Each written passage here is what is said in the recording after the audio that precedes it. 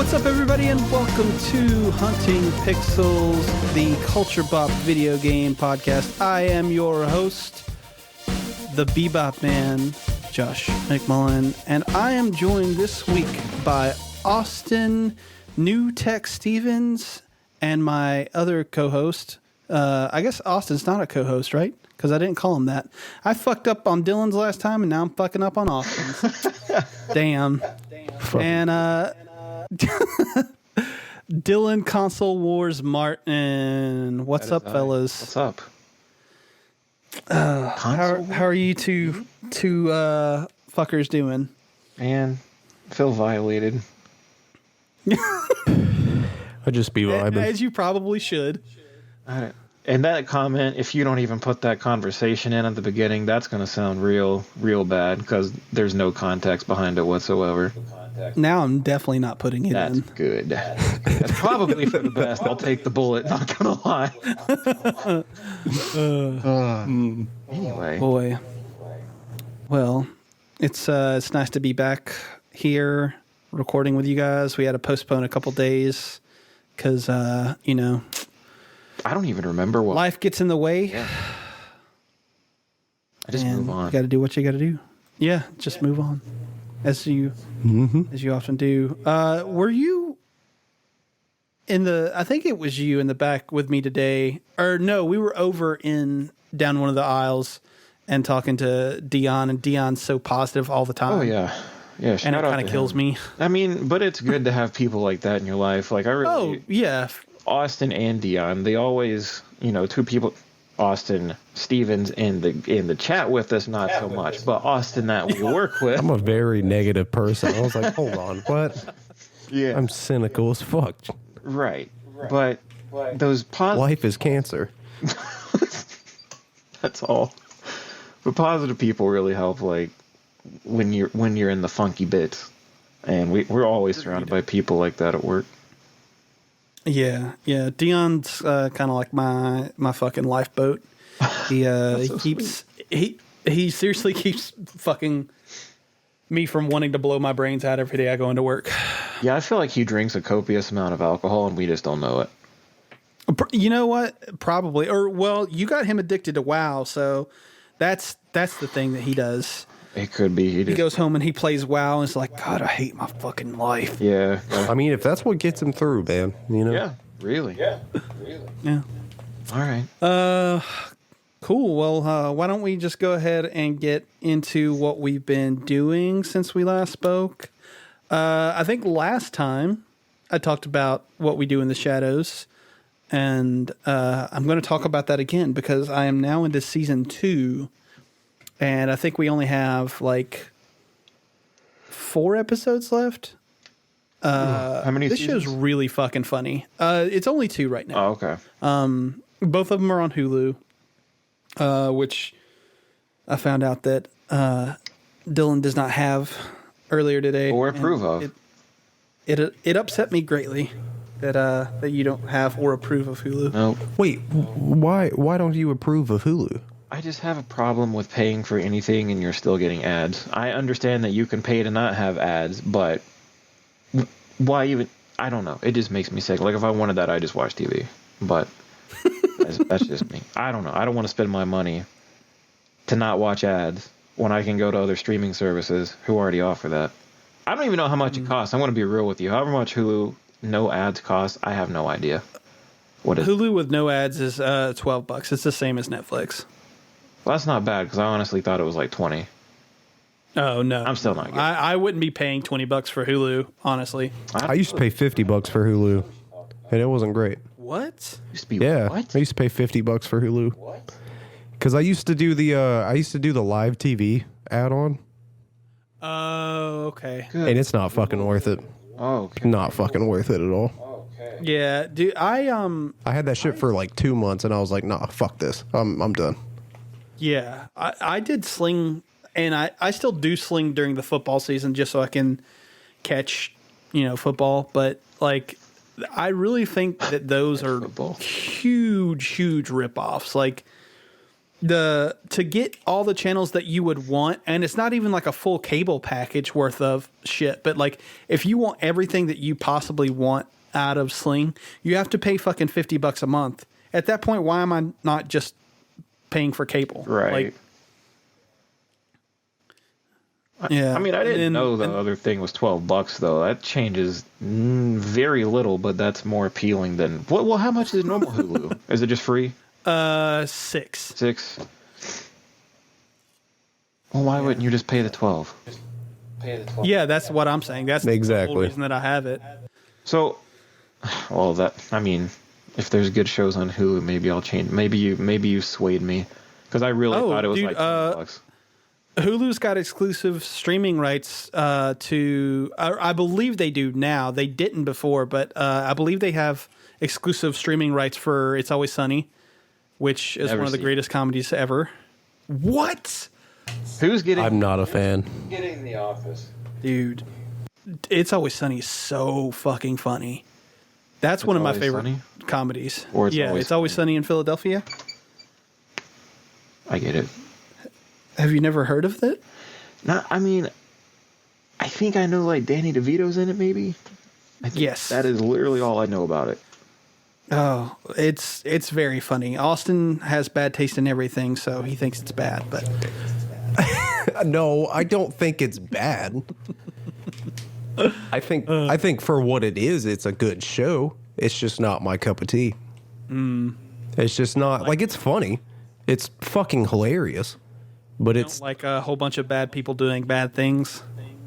I don't know. I don't know what it is about it. Like, I can watch it and enjoy it, but it's like it's not one of those things that I'm like that I can sit down and binge. Okay, I see what you're saying. So already with the Hulu argument, I have no idea what one of their better shows is. I mean, the show I'm gonna talk about is also on Hulu.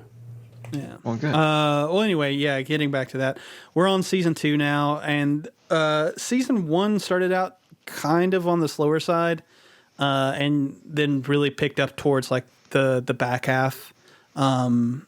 I thought it was funny throughout, but it has that sort of what's the show that I'm thinking of? Parks and Rec, or even The Office sort of thing to it, where like the first season starts off really slow, kind of picks up towards the end, and then season 2 is where it really kind of reaches its I'm trying to think of hits its stride. There we go. So it's really, really funny. There was an episode last night that guest starred Mark Hamill that had me howling. I thought it was so fucking funny. And yeah, it's very good, and I highly recommend it. Austin, you've been working on your Nintendo collection here? Is that right? Kinda. I mean, before I got... sound so sad about it. No, I got a Wii U, so I'm pretty sad about it. But it was free. Yeah, no, I didn't have to pay anything, which is the only way a Wii U would have entered my household. I sat down and I went through the list of like critically acclaimed Wii U games, and I was like, on Switch, coming to Switch, on Switch, been on Switch, and I was like, dude, what the fuck is wrong with this console?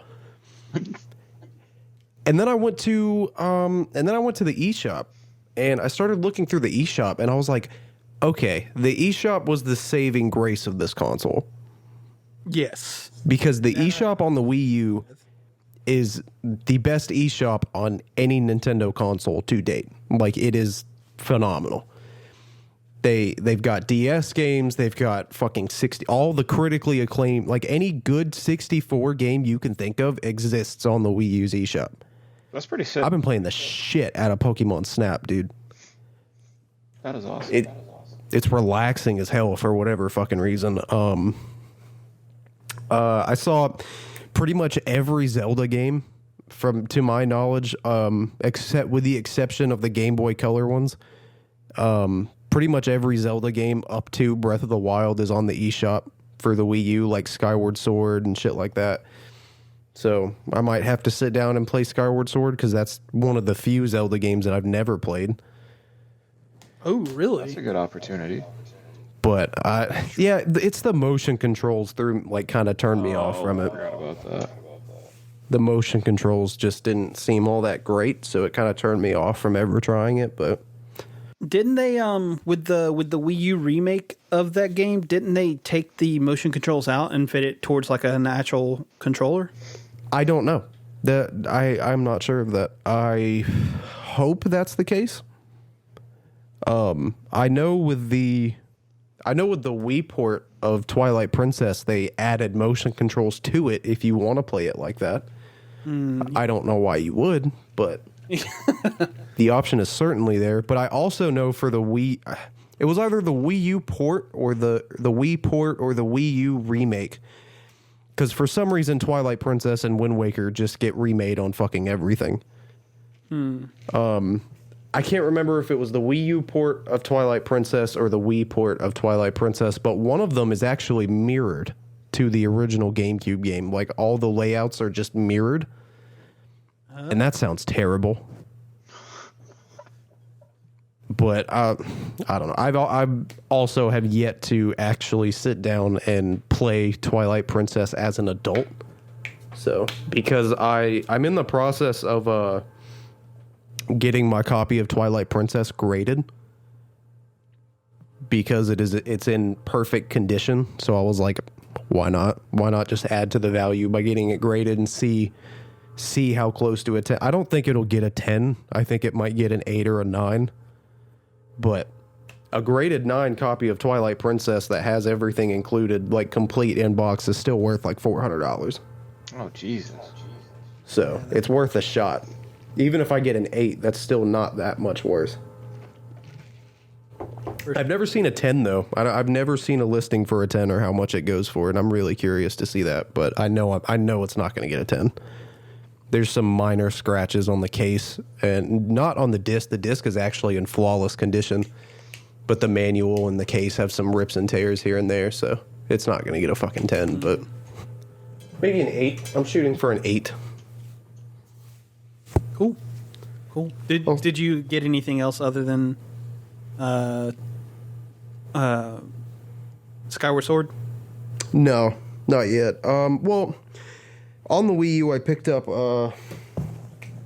Pokemon Snap, and I picked up for some reason they had the Pokemon Ranger games on there, which is super weird. Oh, that's weird. But they're all $10 a I thought piece. those would have been like exclusive to the 3DS eShop, but Yeah, they're not even on that, which is odd. Not there at all. oh, wow, that is really weird. Yeah, it super sucks. All the Pokemon Mystery Dungeon games, with the exception of the 3DS titles, all the Game Boy and DS titles for Mystery Dungeon are on the Wii U eShop as well. So I picked up. Wait. I think it was Explorers of Time. Are Fire Red and Leaf Green on there? No, they don't have any main series games on there. You might have made me almost buy a Wii U. That would have been terrible.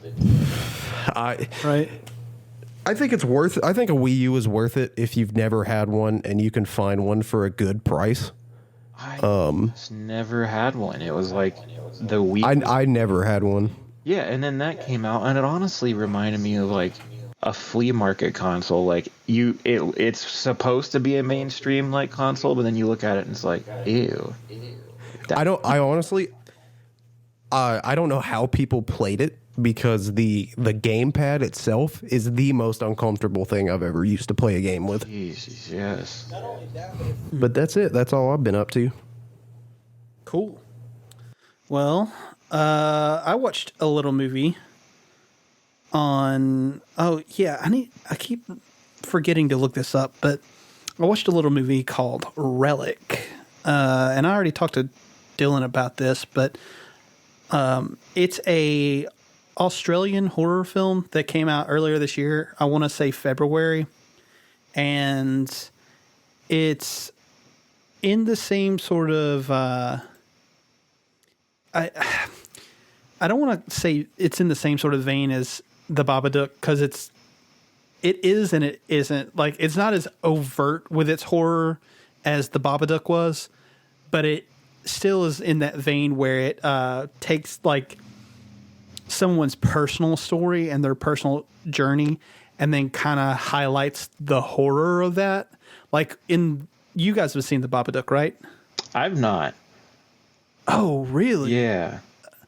Oh, you definitely should. It's very, very good. I think I wanted to at the time, and then I just completely forgot about it for whatever reason. Oh, you definitely should. But I mean, I guess this isn't really spoilers, but it kind of takes that movie kind of takes the sort of the look at a mother's deteriorating relationship with her son after, that is kind of spoilery. So it kind of takes that relationship and then personifies it with the antagonist of the film, which is the Babadook. And it is really, the movie is the relationship thing. The Babadook is just kind of there, right? This one kind of does the same thing, where it is about this woman's deteriorating mental health and her mental capacity. So like it's about like Alzheimer's and dementia and stuff like that. And then kind of personifies it with almost like a haunted house sort of setting. And it's creepy from the get-go. Like the opening segments after the credits start rolling is just kind of taking you along the path of like one of the first instances that you see this old lady's like mind is kind of I keep saying deteriorating. I want to find a better word, but like kind of breaking down. And so like it's during Christmas and she's going to go take a bath, but none of this is like really explicitly like stated for you until you figure it out. But like the water's running and you just see water running and going down the stairs. And then like, because the tub is overflowing, and then the water kind of like the camera follows the water as it goes to this woman's feet. And you're like, oh, what the fuck is going on here? And it's this old woman in a nightgown, and she's just standing there staring at the Christmas tree with the lights blinking and shit. And then you see like this shadow out of the corner of the room kind of like pop up, and it's like it's immediately unsettling. And then it goes into like this. Sorry, what was that? I just like that feeling, like I can just imagine it, and it's like those extra. It's the stuff in the background that always gets me. Yeah, like dude. That scene in it, like the new, like the first one of the two newer ones, where it's in the library and that old woman is just in the background, standing there staring towards you. That is the worst. That's the biggest scare in that whole movie to me. Like, oh, I hate that. Oh yeah, dude. The jump scares in the new It are the worst part of that movie. I've still never seen them. Oof. Really? Dude, Yeah. Don't even bother with the second one. The second one is, I think, actual trash. Like Really? straight up. But the first one goes a really long way because the kids are so charming and they're so good at acting. And like Dylan was saying, there are a lot of really, really subtle scares in the first one. There are also a ton of jump scares that are really kind of unnecessary, but like there's way more subtle stuff happening in that first movie than the second one. The second one's just like, Yeah. scary clown, scary. Like, it's that second movie's bad. But yeah, man, The Relic is very, very, or not The Relic, because that's a completely different movie, but Relic is very, very subtle. It's very slow moving, and it is really a genuinely gripping look at, like I said, dementia and Alzheimer's and like those sort of brain rot diseases, so to speak. Yeah. And I really highly recommend it. I think it's wonderful. I need Might have to check that out. Babadook. I need to watch that. I guess I don't need to watch it too. I never saw it, so I'm probably gonna. Yeah, I sincerely don't bother with that. Like, but you've been fishing, and that seems to be the only thing that you've been doing. Is that right? That you ever do? That's all I ever do aside from work. My birthday was Wednesday, and we went out and had literally best day of fishing I've ever had. Just Oh, okay. Well, happy late birthday. thank you. Yeah. Oh yeah, I forgot to tell you happy birthday. That was my bad. I'm an asshole. What a dick. Don't even pay attention. Like, it's fine. So thank you. No, I appreciate it. But yeah, I went out there and like immediately catch my personal best, and then I topped that again later on in the day. Caught my first 2, caught them both on the same day, spotted bass. Like, that was crazy. Like, I've always been told they put up a fight, and God, like, it was so much fun. But I unbelievably I've actually started playing games again. It's Nice. Nice. a while, yeah, and I'm right back on. That's what we're about here. Yeah. No, Stardew Valley, but I'm back to fishing on that too. So I can't really get away one way or the other. I'm always doing it in either real life or on a game. Yeah, it sucks. Can't even look at Animal Crossing because I'm just going to do it on there too. Terraria, going to do it on that too. There's a ton of different games that I have a whole list. Minecraft. You do it on anything. But also the new Transformers series on Netflix. Ooh. It was super short. It was only like 6 episodes, but it was fantastic. I've not watched Transformers since I was a kid, and the last ones that I remember watching were the Beast Wars, so they weren't even like the... I might have to look into that. Yeah, it's good. I mean... I love Transformers. It holds up, man. Like, the story is phenomenal. Even as 29-year-old man watching it, it was great. The animation was, like, lacking, especially in the earlier episodes, but it built up towards the end, and it was much better. And it kind of says, so it's going to be like how they're kind of doing like the new Pokemon show, how it's like a kind of a chapter at a time. It's how they did this one. And the first chapter is called Siege, and now it sets up for chapter 2 and 3. No spoilers, but it is for sure worth watching if you were ever a Transformers fan at all. Still, Is it so? I haven't seen anything about it. I've heard about it. I knew there was one coming to Netflix, but I haven't seen anything about the actual series. Is it set on Earth, or is it like a Cybertron kind this is full on Cybertron. It makes my wiener hard, and I'm gonna watch the shit out of that as soon as this is over. Oh yeah, it's worth it. That's Don't fucking great. really know what the future holds for chapter 2 and 3, but I would say for sure Cybertron's still going to be a huge part of it. Because not all of it. War for Cybertron is low key my favorite game from that generation of games. Oh yeah. Yeah, you're gonna. That's the love game, I think, right? Do what? That's the game from Platinum Games. The one that played very similar to Gears of War. Oh, that's cool. Yeah, I know what you're talking about. I think I'm thinking of Transformers Devastation. Yes, I think you are too. But Transformers Devastation. Well, that's the one I was thinking of. Which one did you say? War for Cybertron. War for Cybertron. Yeah. Okay, that one was a 360 game, right? Yeah, it was 360 PS3. Okay. And it's I'm so mad that game's not backwards compatible on Xbox One. It really deserves to be. Is it on? Yeah, I think so. Probably. Oh man, so stuff's being not Google. Jesus Christ, that's just no. It's not. It is called Transformers the movie, and that is it. It looks like. Oh wow. Yeah. That's fucking weird. Super weird, but no, definitely give it a watch. Really worth it if you can make it past the kind of subpar animations through the first couple episodes. Like, it really picks up towards the end, and it's great. Nice. Oh word! Nice. I'm gonna check that out as soon as this is over.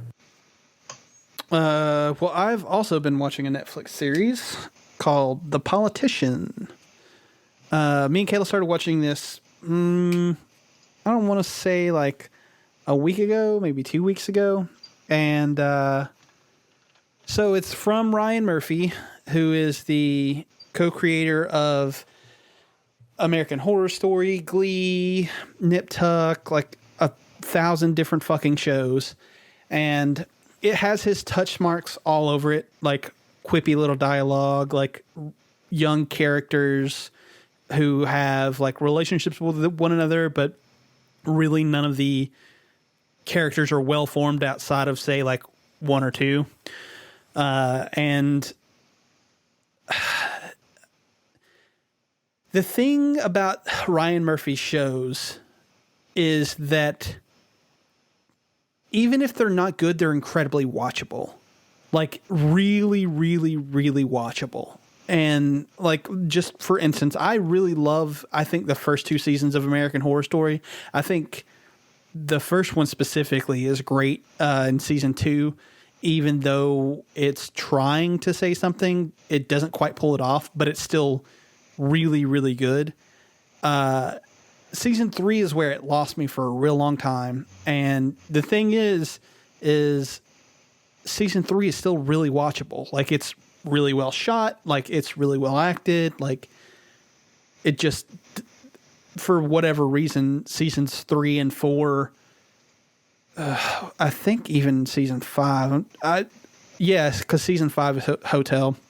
Like, those really didn't speak to me, and then I kind of came back for what was the Roanoke, and that one was pretty decent. And then Apocalypse happened, and it was pretty okay, I guess. Anyway, I'm getting completely off track. The point is that he makes these shows that even if they're not good, they're incredibly watchable. And I feel like The Politician, at least the first season, is like that, where it's not particularly good. It's not particularly memorable.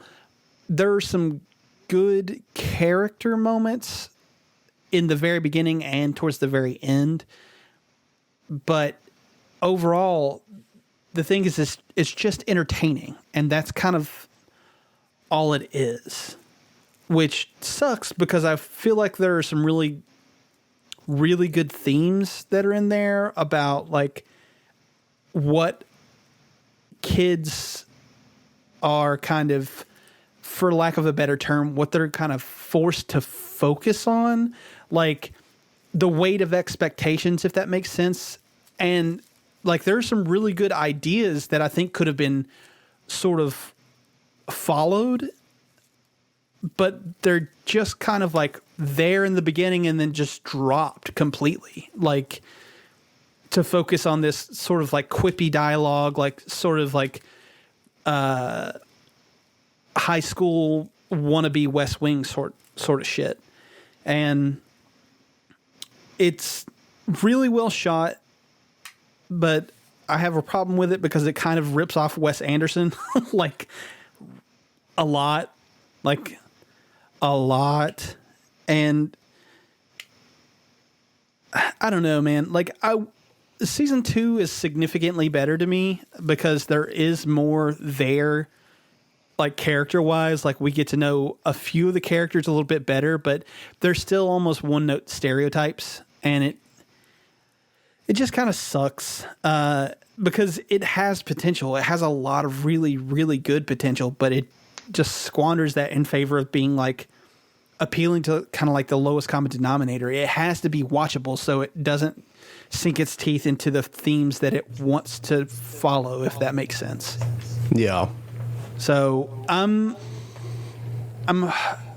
again, like, it sucks because it is watchable and I enjoyed my time watching it, but it doesn't leave any sort of lasting impact. And I'm hoping, because it hasn't been canceled yet, I'm hoping if it gets a season 3 from Netflix that it'll take the kind of steps forward that season 2 made and make it even further in step 3, or not step 3, but season 3, where it actually is saying something and has something to say and is trying to make you remember it. Because right now, all it is it's kind of like comfort food TV.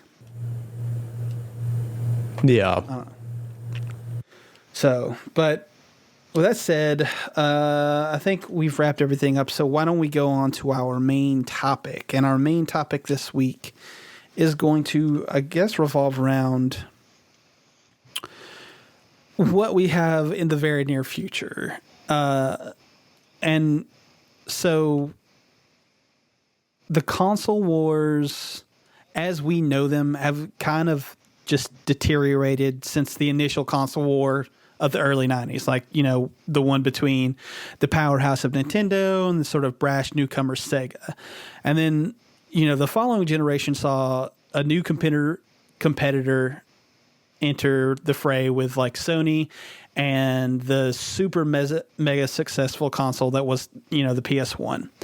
And then after that, there was I guess if you want to deem it the third generation of console wars. You had Sega kind of bow out with the Dreamcast being its last gasp effort, and Microsoft entered in its place with the Xbox, and still PlayStation dominated. And then you had the one afterwards where all three big console manufacturers did incredibly well with, the Wii stepping out way out front. Last generation, which was, I guess you would say, the Xbox One, PS4, Switch, even though the Wii U was kind of in there. No. It really... You wouldn't say so? It was, but just in a more, hey buddy kind of sense, like, I'm gonna refer to the Wii U, for the sake of this console war talk, as the Switch prototype, because I think that's That's more what or less it what was. that Because shit that's fucking exactly was. what it yes, was. Yeah, 100%. Exactly. Well, I mean, either way with both of those, right? Nintendo kind of completely went in a new and different direction. For sure. And that led us to the Switch, which is like mega successful.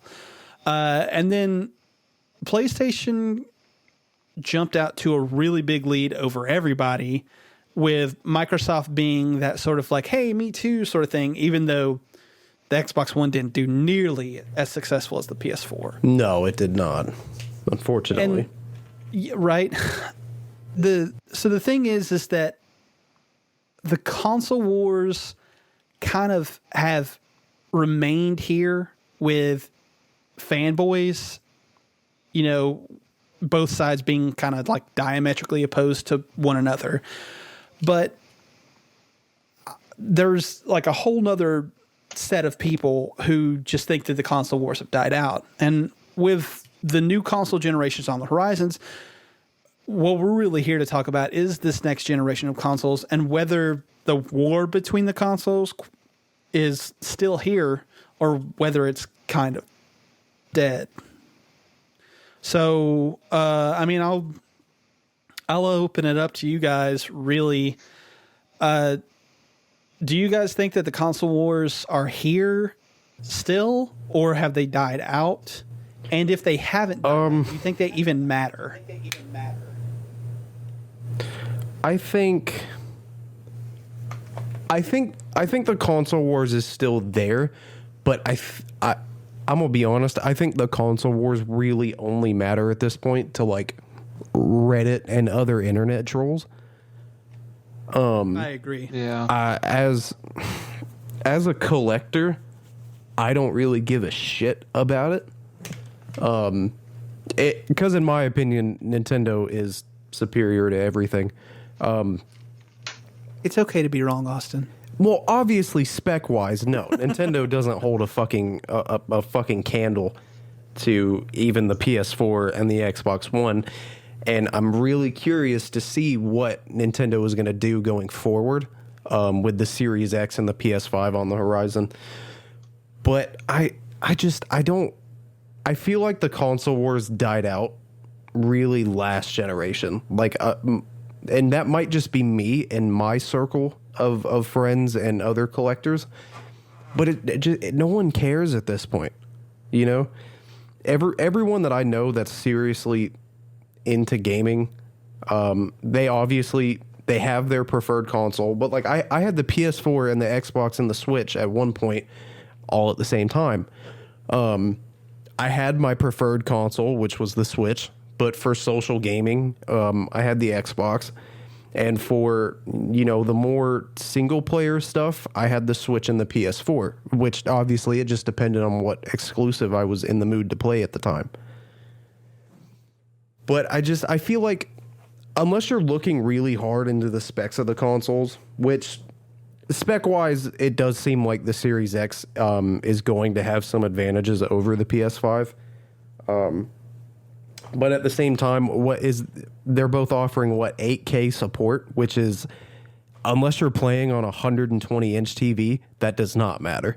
It does not matter at all because your eyes physically can't tell the difference. No, you can't. Like that's not even physically possible right now. Like they can pledge to offer it, and that's fine, but we can barely get games running at 4K at a perfect. That's really hard for a lot of computers nowadays too, to hit that 120 frames, 4K. Like I know that's not the standard right now, but I don't know, 8K. That's just so far down the line. I mean, it's not even close. Yeah. I agree with you guys both, and the reason that I agree with you both is because it's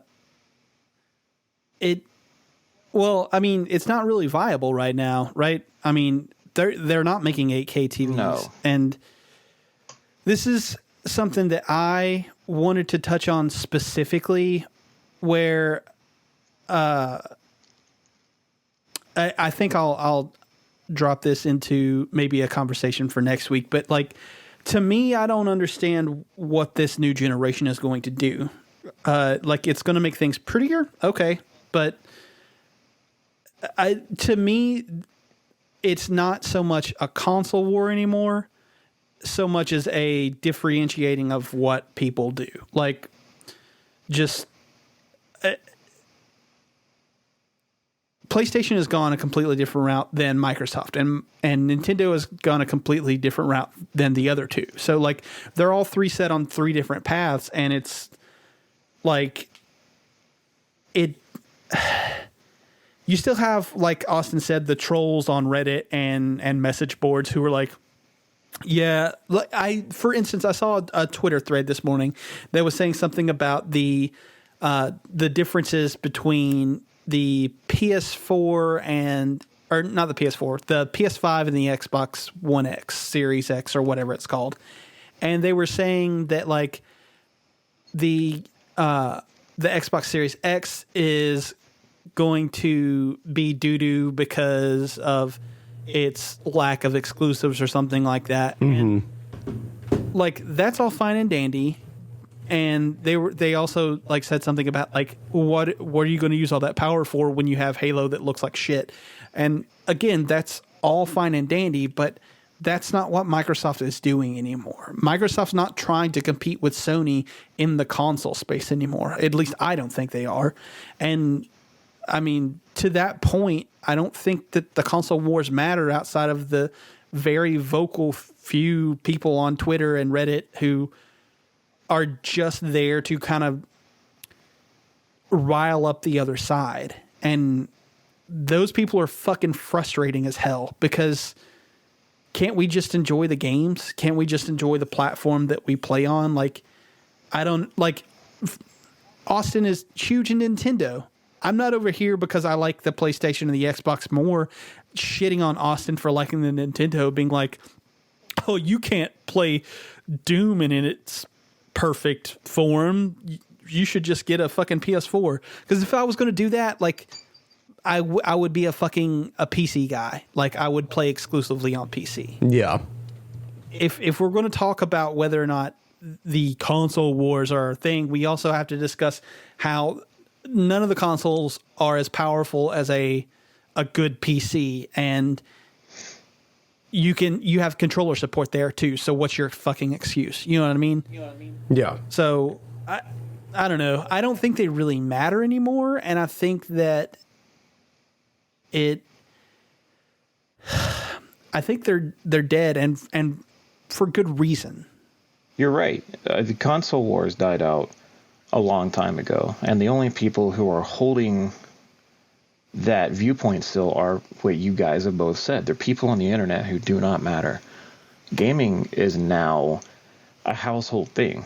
It used to be, growing up, when we were growing up, it was a select group of people playing, and we generally only played that one console. When I was growing up, I was fortunate enough to have both the PlayStation and a Nintendo system. But eventually my dad, who I played a lot of games with, he only went for the PlayStation games.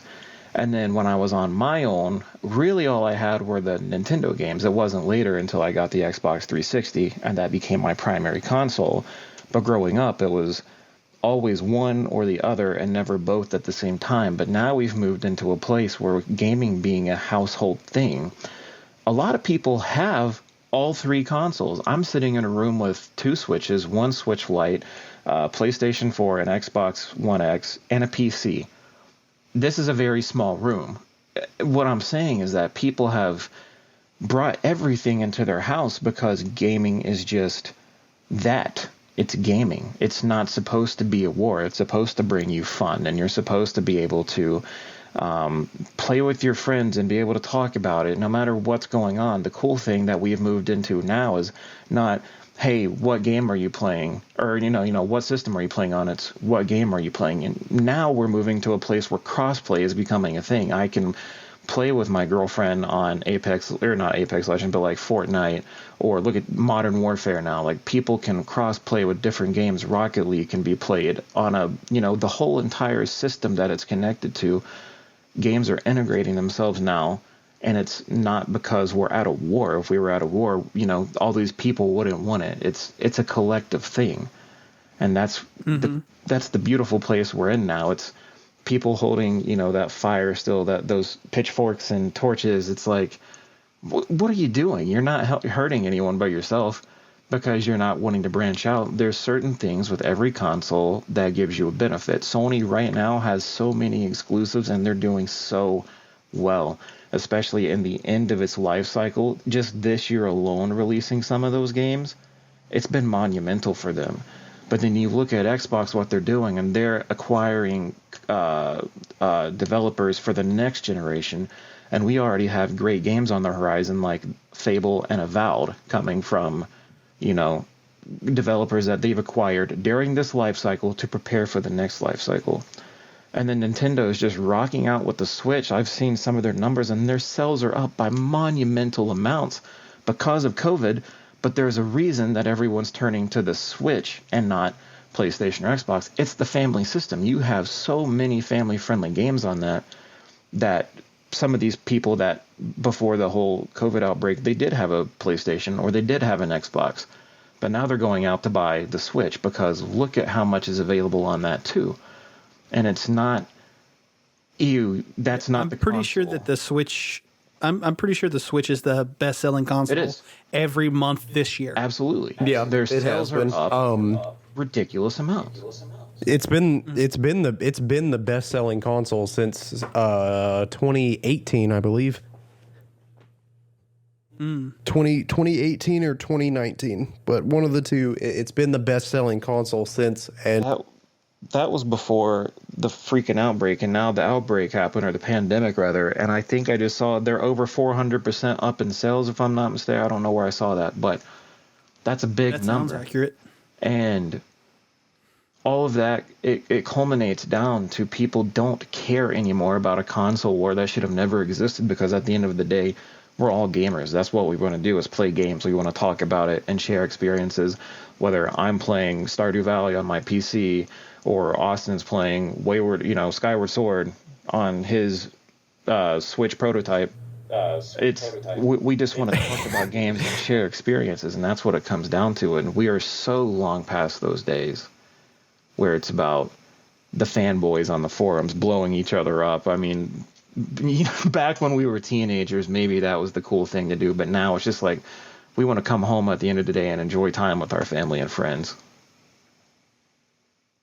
Yeah, agreed. Which is that kind of brings me to like sort of back to the matter of like where these three consoles have headed and why the wars are obsolete, so to speak. Like, so just PlayStation has gone, for lack of a better term, it's gone the hardcore gamer route. So they're trying to appeal to the people who will play, God of War, they'll play The Last of Us, they'll play even like Call of Duty, you know what I mean? Like they're going that route where Nintendo, they've kind of doubled down on their accessibility route with the, like, we want you to be able to play our games wherever you go. So they've got, you know, the Switch, which is handheld, but it's also your home console or whatever. And they've also got a really thriving indie scene. Like, indie developers are developing for the Switch like fucking crazy. It's ridiculous how many indie developers are over with Nintendo right now. And then Microsoft has got this whole games are for everyone route, and they've kind of settled into that with their Game Pass and the accessibility options with like the that one controller that they made for disabled children and stuff like that. And Microsoft is really taking that to heart, and they've been the one who's been pushing for cross-play. You know, they had that deal with Nintendo where they got I believe it was Minecraft and Fortnite crossplay between the two of them before PlayStation ever jumped on board. Like, Microsoft is doubling and tripling and quadrupling down on games are for everyone. And I think that really speaks to what Dylan is saying, where like we want to talk about the experiences we've had. So we go to wherever we can find those experiences. So it doesn't necessarily matter which one of the consoles we're playing on. We're talking about the games that we're playing. Yeah. About the games now. That's the whole reason I feel like this podcast started, was because it was a group of gamers who wanted to come together and talk about what they love. And not once did we sit down and think, okay, Austin is the Nintendo guy, Josh is the Xbox guy, Dylan's the PC guy. It's just like, we just want to play games and talk about them. And that's what it comes down to at the end of the day. Yeah, agreed. Now, so with that said,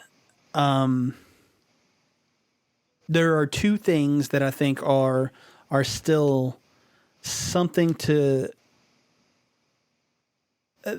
that are still kind of keeping this thing alive, right?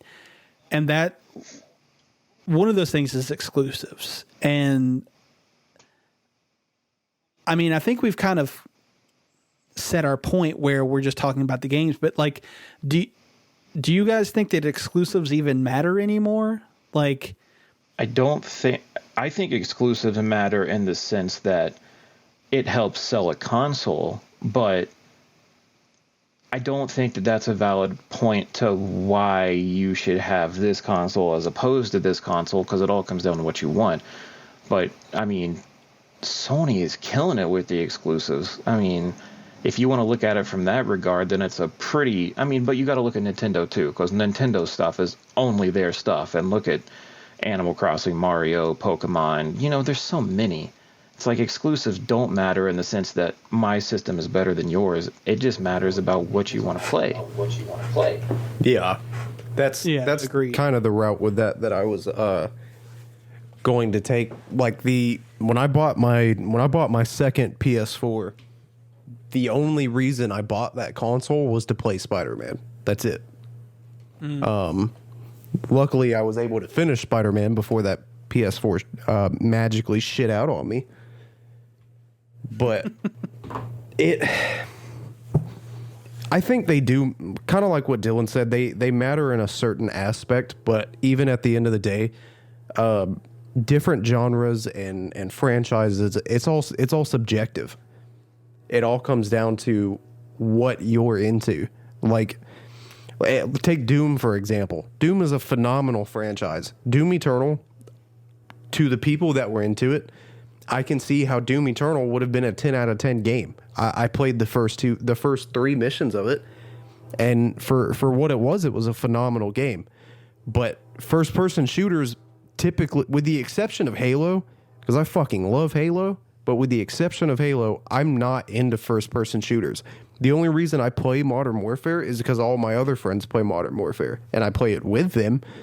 But very rarely will you catch me playing Modern Warfare solo in my downtime, because I don't give a shit about first-person shooters. They're not immersive to me. I can't really sit down and play them for hours at a time. But when it comes to RPGs and stuff like that, and like action adventure games, super into that shit. Specifically JRPGs, which I think is why I love the Switch as much as I do. So it's just the fact that people try to use exclusives as a reason to say, oh, well, the PS4 is better because, you know, we got Spider-Man, which don't get me wrong, Spider-Man was a phenomenal game, but when you break it down, it was a Rocksteady Arkham game with a Spider-Man skin over it. I mean, that's what they played like. They played exactly like the Arkham franchise. So really, a great game. If I wanted to play a game like that but didn't own a PS4, I can just go play Arkham City or Arkham Knight. Not Arkham Origins because it was terrible, but I can go play any of the Arkham games that exist. Oh, no. Are you one of those people? What do you mean, one of those people? Arkham Origins is a good game. I'm going to have to disagree with you there, Chief. Oh, no. Arkham Origins is a very, very good game. And people just shit on it because it wasn't made by Rocksteady. Like, if they did not have, like, if no one knew who was developing that game and no one said shit about Rocksteady not being the developer, everyone would love that game. And I will fucking see that till the day I die. I'm going to disagree with you because that's not why I didn't like that game. Okay. Why did you not like it? The biggest thing that killed me about that game was the voice acting. The voice acting is atrocious. I don't know, man. Like, I can see your point for some of them, but as a whole, I think that game is really good and really well voice acted. This might sound a little stupid, but for me, it's the canonical aspect.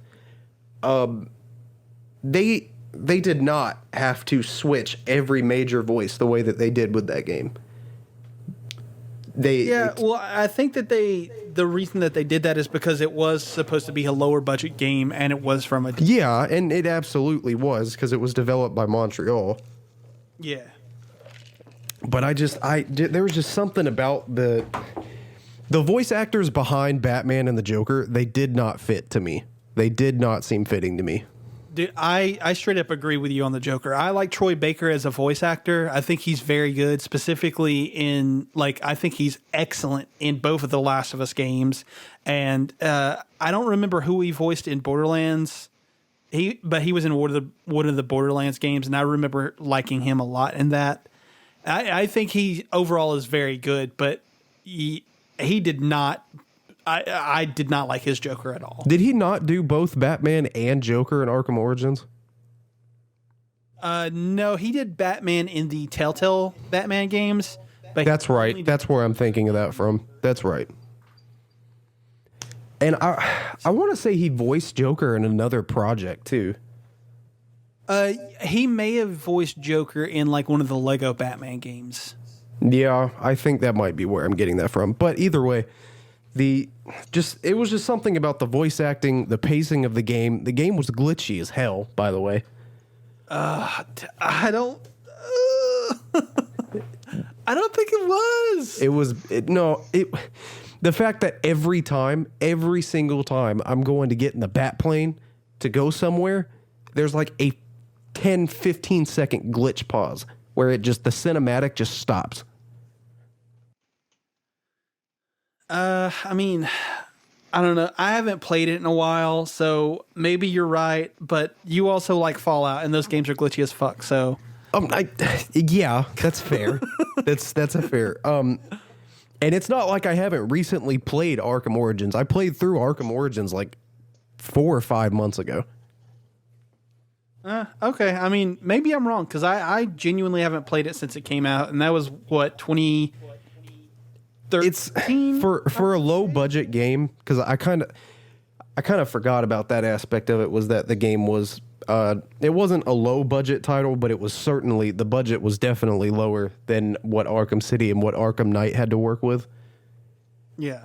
Which I'm going to go ahead and also say is probably the reason why Mark Hamill and Kevin Conroy didn't reprise their voices, because it probably wasn't affordable with the budget.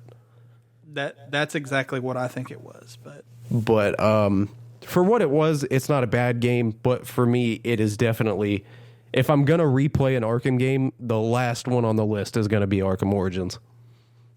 I mean, I suppose that's fair. Arkham City is the greatest in the entire franchise. I agree with that, actually. I do agree. I love Arkham City. I can replay that thousands of times. It's a phenomenal game. Yeah. Shit, what were we even talking about when we got sidetracked? You were talking about Spider-Man, and that brought up a good point because That's right. in terms of exclusives, I think Sony did kill it with Spider-Man, but something this week that's happening that's driving me up a fucking wall is that they have secured Spider-Man as an exclusive for the new Avengers title that is coming out. Yeah, I was... It is God not good because No. the fact that we're all paying for the same game, and some of us can't get to play as our favorite superhero. Like, I have the shit tattooed on my arm. Spider-Man is my hero. I'm not buying a PS5 just to play as Spider-Man. That shit is no. dumb. I think... Now, you want to know something else that's a little bit infuriating about that? Nintendo has Marvel vs. Capcom 3. Or no. I'm sorry. Ultimate Alliance. Is it? That's what it is. Yeah. Yep. Has that exclusively. It's only on Nintendo, and guess who's a playable character? Yeah. Fucking exactly. Spider-Man. So why? Voiced by the same guy that voices him in the PS4 title. Yeah, that's what I'm saying. And the I don't know if you guys read the studio head's response to the criticism of that. I didn't. Please enlighten me. Oh my god, dude! It is the most incoherent babble I've ever seen in my life. It he doesn't even string sentences together. Like, it doesn't make any sense. Are we talking about the studio head or our president? I'm lost here. Or which? I mean, yeah, either way, I get what you're saying. It could have been anyone, honestly. It could have been either of them who said this shit. That's just where exclusives go wrong. Like, they are not entitled to that IP whatsoever. Like, you have games out there right now with that same hero in it. Like Josh just said, there's not a goddamn problem. But the fact that we're about to release our first Avengers game, like, in that regard... Like, I'm not counting Ultimate Alliance, even though you can form your own team. I'm saying this is our first Avengers game that we've had post-Marvel Cinematic Universe, and this is going to be huge. But Sony just nailed the coffin on Spider-Man. We can't even get him out the grave now because they're so locked in their ways. I hope just everything happening changes the outcome, but I don't think it's going to. And I think what makes that situation worse is the fact that Crystal also came out and admitted there are no other exclusive characters in development. Yeah. Meaning that had they have given Xbox an exclusive character, that would have been cool. I would have been down for that. But the fact that it's specifically PlayStation that's getting one of the most prominent Marvel characters as an exclusive playable character, that's fucking ridiculous. That's what's terrible. If I already didn't hate the way that game was going, that would have done it for me. I was already not going to buy it because I think the game looks horrible. But now I'm definitely going to steer clear away from it. Yeah, that game is no longer... That was one of my, I'm not going to say most anticipated games, but I was watching its career with great interest. And Yeah, I was too. And now I just couldn't give less of a shit about it. That was a good one. I like that.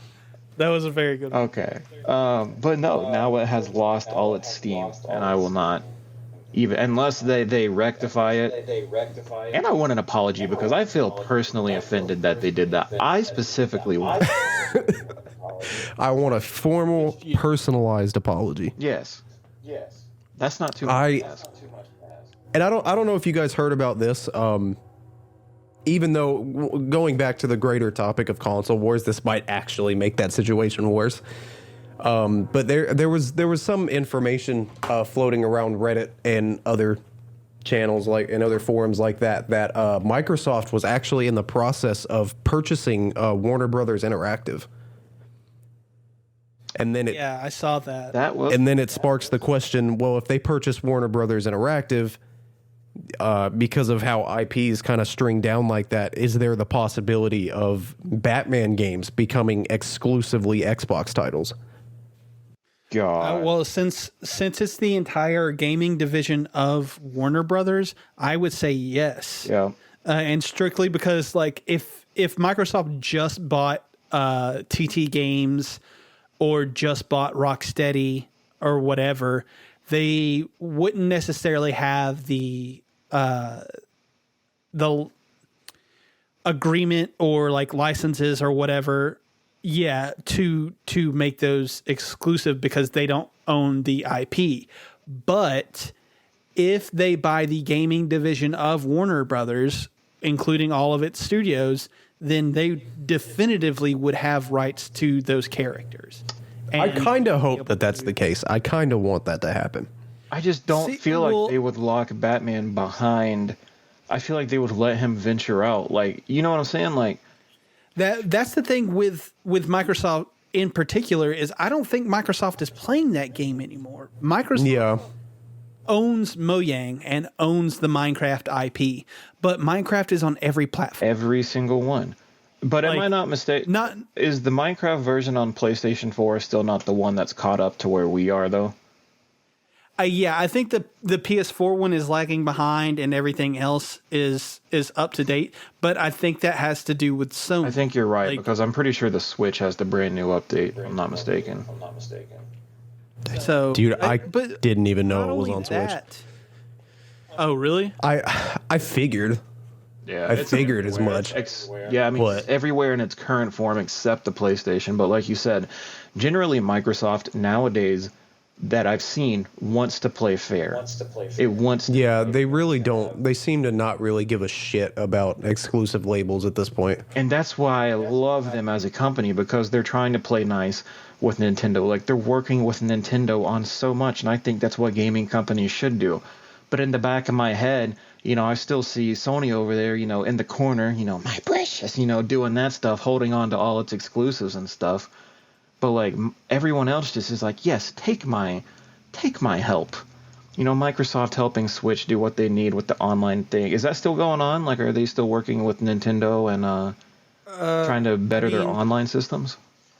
There are definitely rumors that Xbox Live is coming to Switch, and that Microsoft and Nintendo are still like in real like talks with one another, like actively helping each other out. But I don't know the specifics of everything. Yeah, I don't know. That's kind of where I trailed off to, and I've not heard much about it, which is probably good, because that means they're still in my head working on it in some way, shape, or form.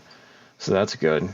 And that's how it should be. There should be, help between the systems and the powerhouse companies, because there's only 3 of them. You look at people like Google trying to do their thing in the gaming world, and they're failing miserably. And it's just... Yeah, well, that was one of the thing at the Game Awards when they came out and said that the Project xCloud or whatever was going to be available to all 3 of the major consoles, because, dude, they came out and said, fuck you, Stadia. Oh, yeah. But I mean, Microsoft was the one who was like at the forefront there. They're like, we're working on this streaming technology and we're going to get it to all platforms. And that's like, what truly, Matt, that's, to me, that in itself says what it needs to about the console wars. I mean, I'm not saying that Sony is still in that pig-headed state of mind. It's just they're having a track record right now that's not looking the best when the other 2 companies are playing friendly and getting along, and Sony is over there doing what they need to. And you know what? When you're at the top of the, food chain right now, there's a part of me that can't blame them, because they are doing everything else right in terms of selling great hardware and selling the perfect exclusives and just driving, the hardcore gamers like you were talking about. I mean, I can't stress enough how phenomenal this year has been with them. Simply between the Ghost of Tsushima and The Last of Us Part 2, they could just seal the show right there, because I still see stuff on the daily between both of those games, and they've both been out for a month or 2. I mean, usually, I mean, it's still... Ghosts has been out for, I think, like 3 weeks, and The Last of Us 2 has been out almost 2 months. Yeah, so were right there, and I'm still seeing stuff every day. It's just because they're so good, and that's what Sony did right this generation. And they're at the top of the food chain, so maybe right now they don't feel like they have to play nice, in the whole grand scheme of things. But come this next generation, when I feel like Microsoft has the chance to, in the sense of what Sony did this generation, I feel like Microsoft has a chance to do that this coming generation, but Sony has a huge bit of momentum carrying them forward. Like, the specs on those consoles are a little, I'm not going to say critical because they're not that different, but the Xbox does take it, but it's not enough for the Sony fans to be like, yeah, I don't know, it's not looking too good, because it's looking like a great console. Yeah. I actually made a revelation last night that I might be leaning more towards the PS5 this year. I think I am going to get both, but I think that PS5 is the one that I'm leaning towards also. At least first. I would like to get both. I'm kind of waiting to see if Xbox does announce that the Series X Lockhart that's rumored to also be in development. That would be a smaller, cheaper, more affordable version of the series. It would have the same specs, but it wouldn't have a disc drive. Yeah. And it would be digital anyway. Yeah, and it would be relatively cheaper because I don't buy physical for Xbox. I haven't in probably 4 or 5 years. I think I'm right there with you. When I did get stuff, it was straight digital.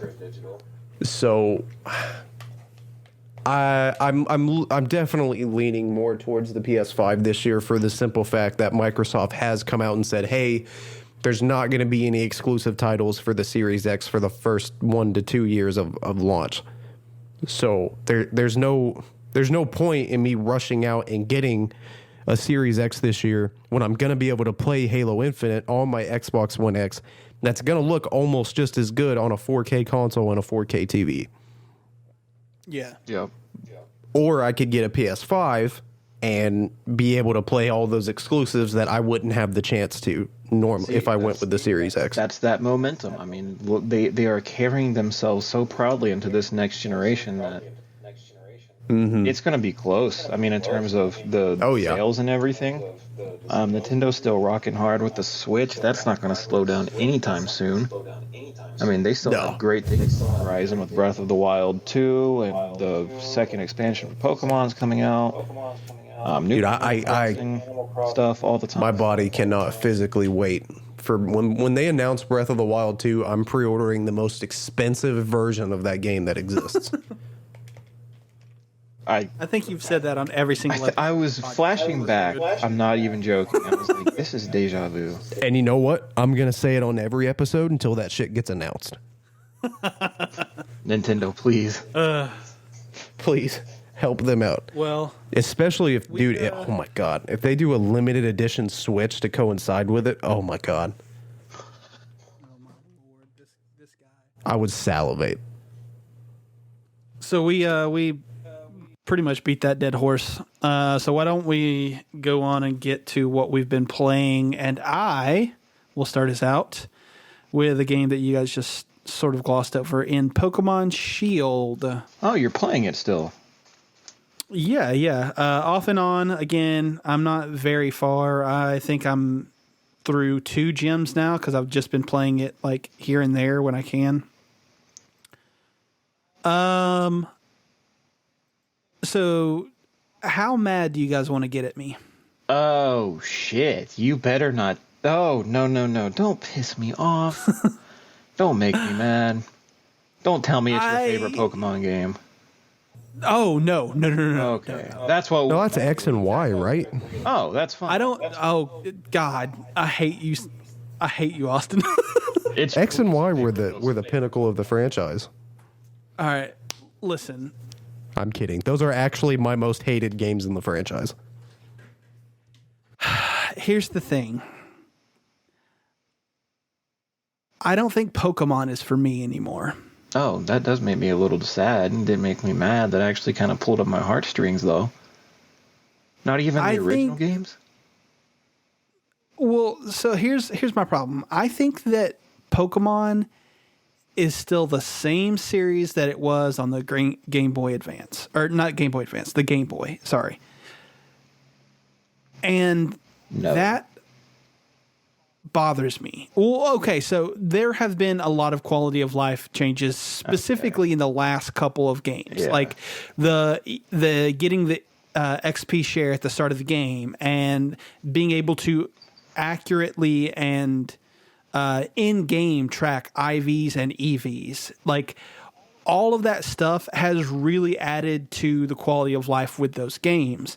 But the core gameplay is still the exact fucking same.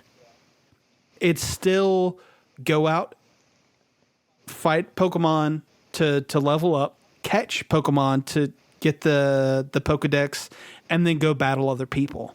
And specifically when you get into the battling, dude, nothing has changed. If I know what type of gym leader or like Pokemon a gym leader is rocking, I can go in and just with one Pokemon decimate an entire team because I know that team's weakness. And like, there's no strategy to that. Like, there's nothing keeping me engaged in these new Pokemon games because all I have to do, literally all I have to do when I am facing a gym leader who are the bosses of the game is figure out what their weakness is, and I can go in and I can wreck it. And that to me, like when I was playing Pokemon for the first time and it was sort of like baby's first RPG, that was awesome for me because it made me feel smart. But now I'm fucking 32, man. I know that grass beats water. So if I have a team that's being run with just water, I'm going to take my fucking Bulbasaur out and I'm going to fucking whip shit. You know what I mean? I think what you're saying makes sense. And then on the other hand, sorry, it doesn't. Because the biggest complaint right now is that they're changing too much in the game. And that's, what you hit the point of the EXP share. That's what everyone's complaining about. It's way too easy to level up, blah, blah, blah. But then they start adding shit that they just don't need to add, like the Dynamaxing and the Gigamaxing. That, I understand. Yeah. All of those are just gimmicks. It's a gimmick, and there's a new gimmick every generation, and they shouldn't be doing that. But I think the magic of Pokemon comes from that thing that you're growing tired of. It's, what to do, but like you also, and I think the games are really hand-holdy now, Josh. That's one of my biggest complaints about it. It's like, that's my biggest gripe. Just straight up. Yes, hand-holdy as hell, and especially with these past 2 generations. I'll include Alola, Sun and Moon in this too, because they did the same thing. It's like back in the day, I felt like I had to do more work to get information on the gym. I could go in there and like, let's just say I'm in Ecruteak City in Silver and Gold, and like instantly I'm kind of getting this creepy vibe. So, you're getting a darker sense, and then you go into the Burn Tower and you see, okay, this is where a tragic story happened, blah, blah, blah. Pokemon died here, and then it kind of starts to click. It's like, oh, this is the ghost gym leader. And then you walk into the gym when you're finally allowed to, and it's pitch black.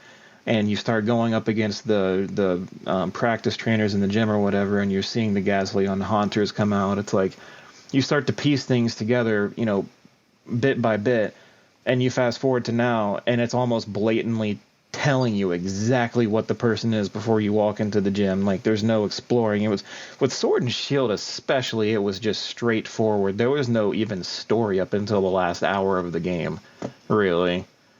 I mean, it's... With those older games, it does so well of like encouraging you to explore and go further and see new sights. But these new games, man, it sticks to that same story, but it drags you along on a leash all the way through it without you even getting to really experience much, because there's not that much to experience anymore. They kind of I'm going to disagree with both of you on the gimmick aspect of the franchise. I think that a lot of people, including me, would have lost interest in the franchise a long time ago if it wasn't for the gimmicks. And the reason why I say that The reason why I say that is because a lot of the times the gimmicks are actually relevant to the lore of the setting you're exploring. And I think that's neat. I think that that's a nice little tie-in, like Mega Evolution. Yeah, it kind of extended to Hoenn with the Omega Ruby and Alpha Sapphire remakes. And although I do fucking hate X and Y with a passion, they're awful. They're terrible. Mega Evolution, as far as someone who plays competitively, Mega Evolution was a huge change of pace because it took a lot of Pokemon that were actually awful and made them really fucking good. Yeah, now, of course, Evolution was fine. I did like that. I'm not gonna lie. They took powerhouses like Garchomp and Lucario that were already phenomenal in their own right and made them even more overpowered than they should have been.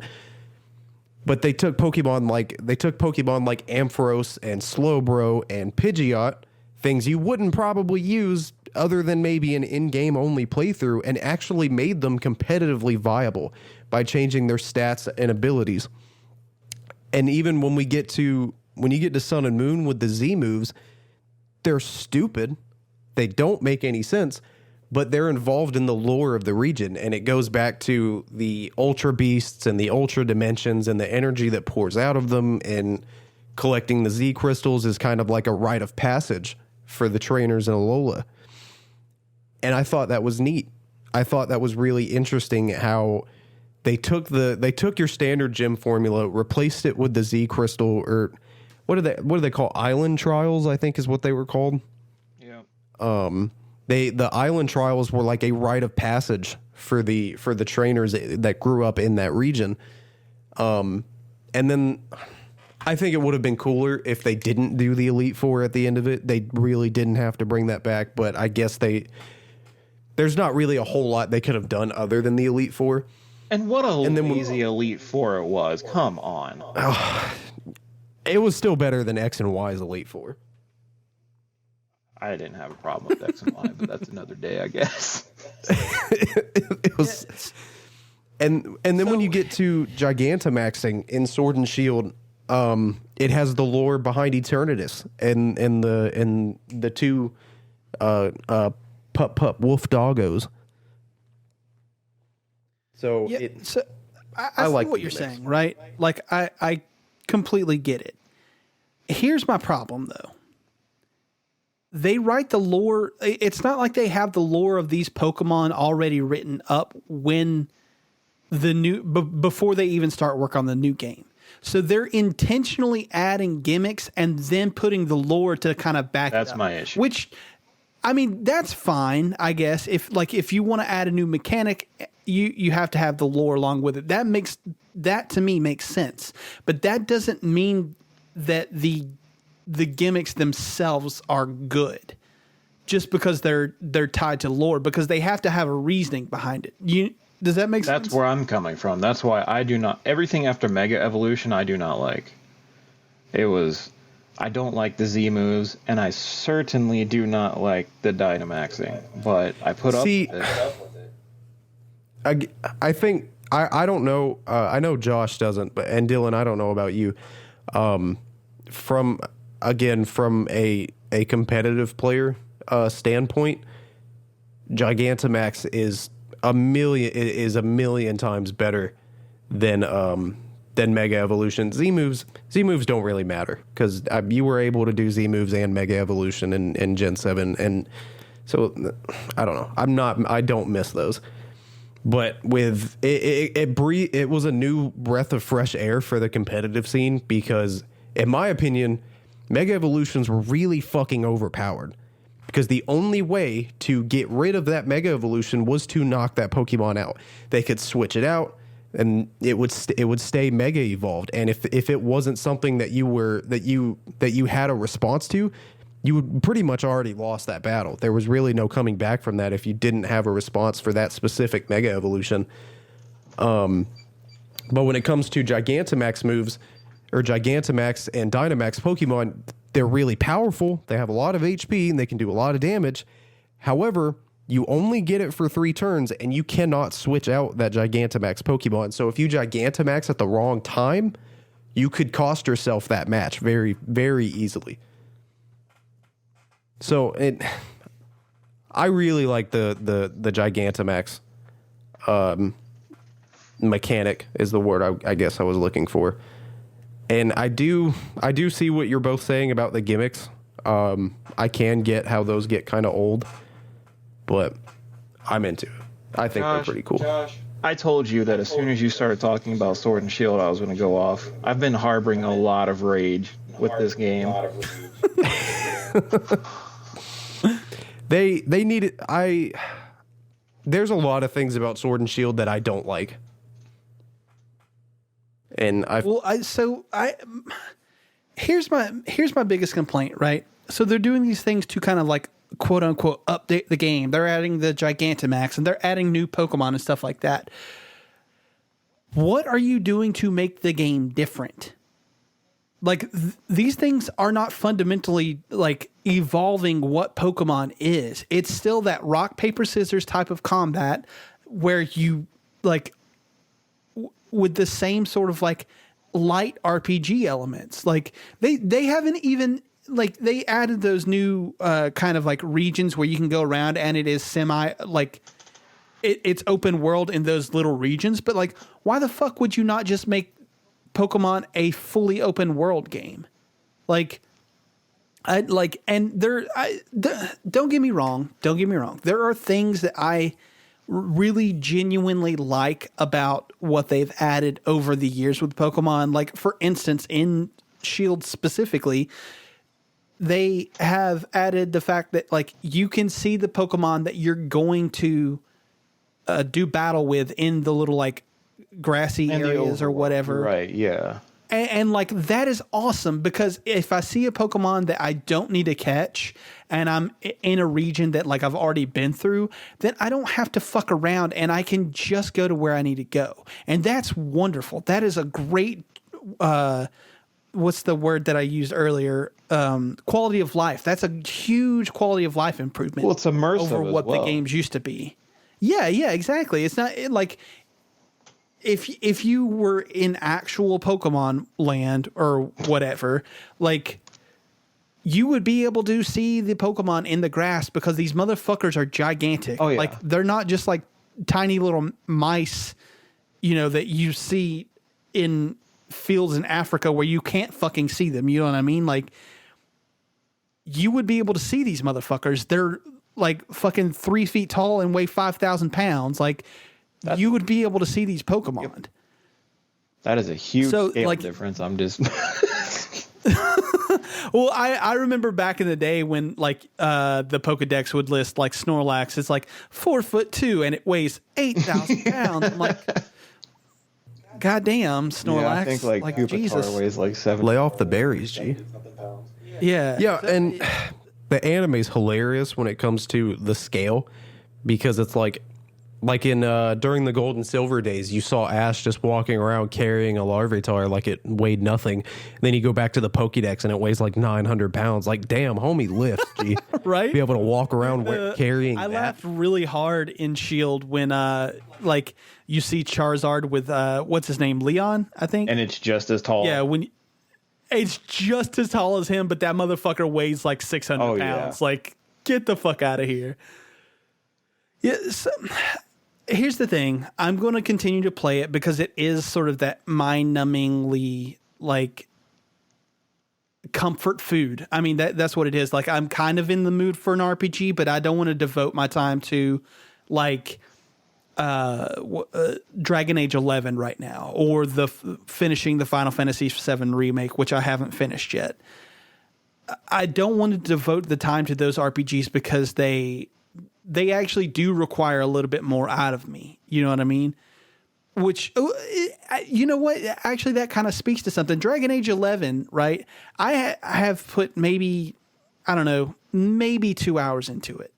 But that game already is significantly more advanced than Pokemon is, and it's still a turn-based RPG. Like, I just don't understand why Pokemon in this day and age is still stuck in the same sort of mindset that it was stuck in like 20 years ago. Because it works, because as much of a failure as I see the game as being, I still play it and I still enjoy it. And if it works and it sells, what are they going to change?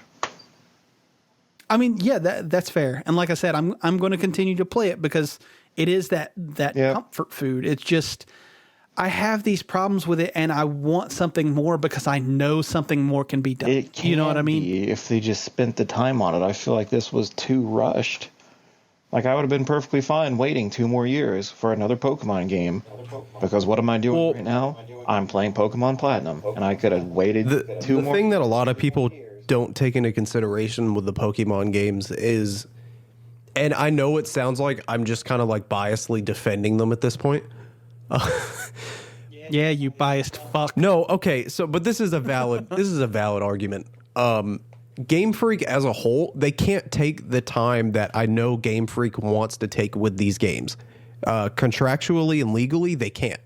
Because they have the Pokemon Company breathing down their neck saying, hey, new season of the anime drops in November and the cards are rolling out in November, so we need this game out a week before then, period. You're right. No exceptions. I mean, that's 100% right. And I don't blame Game Freak because I know they expect more from themselves or something along those lines. It's just the Pokemon Company. It's the biggest media franchise in the world, isn't it? Yeah. Probably, yeah. Yeah. So that's what I'm saying. Like, that's a valid point, and I always feel like a lot of my hate comes off as hate towards Game Freak. It's not. It's what the Pokemon Company has become as a whole. It seems like it's monetization around every corner. Think, fuck, there's not microtransactions in these games yet. Oh god. Just wait. Yep. Just wait. $5. No, see, Pokeball. That's a lot of people are like joke about the microtransactions, but Nintendo is, when it comes to microtransactions, Nintendo is really they seem to be against that because there's so many Nintendo games that they could throw microtransactions into and they could probably get away with it. You're right. Like games like Animal Crossing, Pokemon. Oh god, Animal Crossing. Yeah. Jesus Christ. Yeah, Animal Crossing seems just ripe for that kind of shit. Oh yeah. You're not wrong. And look at Xenoblade Chronicles 2. I don't know if you guys have ever played those or looked into that game at all. There's a system in Xenoblade Chronicles 2 called the Blade System. And basically you collect these crystals over the course of your adventure. You can awaken these crystals and they turn into like lolly anime girls that help you fight. Okay, most of them aren't lolly. There are some that are like adult age and busty as hell, but most of them are lolly. This is a bad podcast. This is a weird episode. But Nintendo could have easily, oh god, they could have so easily put microtransactions to utilize that Blade system and make them more money. But Nintendo was like, you know what? We're just going to make you able to find all of them over the course of your adventure. They still have a bullshit RNG element to them. And I guess technically they have some form of microtransaction with that because you get a shit ton of like quote unquote legendary core crystals when you buy the season pass. You get just a ridiculous fucking amount of them. But they could, it seems Nintendo has a pretty hard stance against microtransactions. And I do respect them for that. Because that would turn me off of Nintendo to know that the microtransactions exist. Yeah, I agree with you there. What was it? I think it was Mortal Kombat 11 that when it launched, if you wanted to buy everything possible without playing the game that you could possibly buy on launch in Mortal Kombat 11, it would cost you $11,000.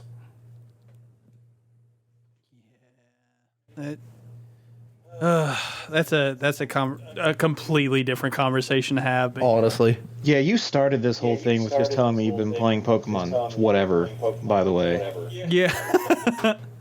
Well, you guys have been also, right? Austin, you've been playing what? Leaf Green and what is XD? Yes, I finished Leaf Green the other day, and then the next day I had already started Platinum and played through it like a month ago, and I just never finished it. I went back to it, beat the Elite Four, had massive PTSD facing Cynthia. She is just fucking ridiculous. But yeah, I've actually been playing XD the entire duration of this podcast because it's it's mind numbing and I can do that. It doesn't take any real thought. XD. Wait, the podcast is mind numbing or Pokemon XD is mind numbing? Pokemon XD is mind numbing. It takes no real thought. Well, I'm not gonna lie. I just struggled with a boss battle because I'm focused on the podcast and wasn't paying attention to what I was doing. The right thing to do. But XD was the GameCube sequel to Coliseum. It's pretty much the same thing. You explore the same region, fight the same people, but there's an expanded list of Pokemon. You can catch wild Pokemon now. Fantastic game. It's one of my favorites in the franchise. Oh, that's good. The whole Shadow Pokemon thing was just such a cool gimmick. And I do like that they have integrated that into Pokemon Go, but I also don't know anyone who still plays Pokemon Go. Oh, God. Damn. If only you could see me on the break every day. Hey, I still play it too, bro. I'm still in it too. So what you're saying is you don't know yourself. You haven't. Other people. I don't know other people that still play it. Well, hey, after this, I'm going to add you as a friend. I'll bet. I got back into it mostly just for Josie, because Josie is obsessed with Pokemon, which was kind of inevitable. Dude, the last time I was over at your house and she was like, Pokemon? And you're like, no, you're not getting my phone. And then she pitched a fit. That shit was so fucking funny to me. Yeah, she does that.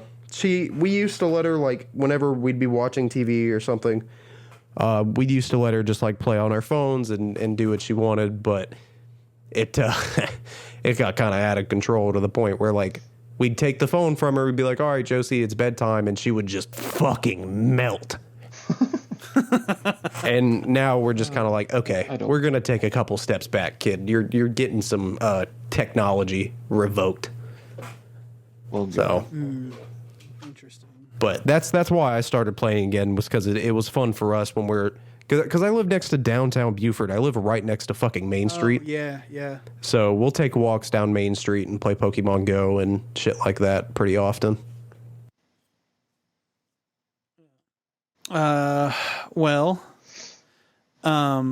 Something that I have been playing as much as you have been playing Pokemon, the both of you probably, is I've been playing Dead by Daylight still.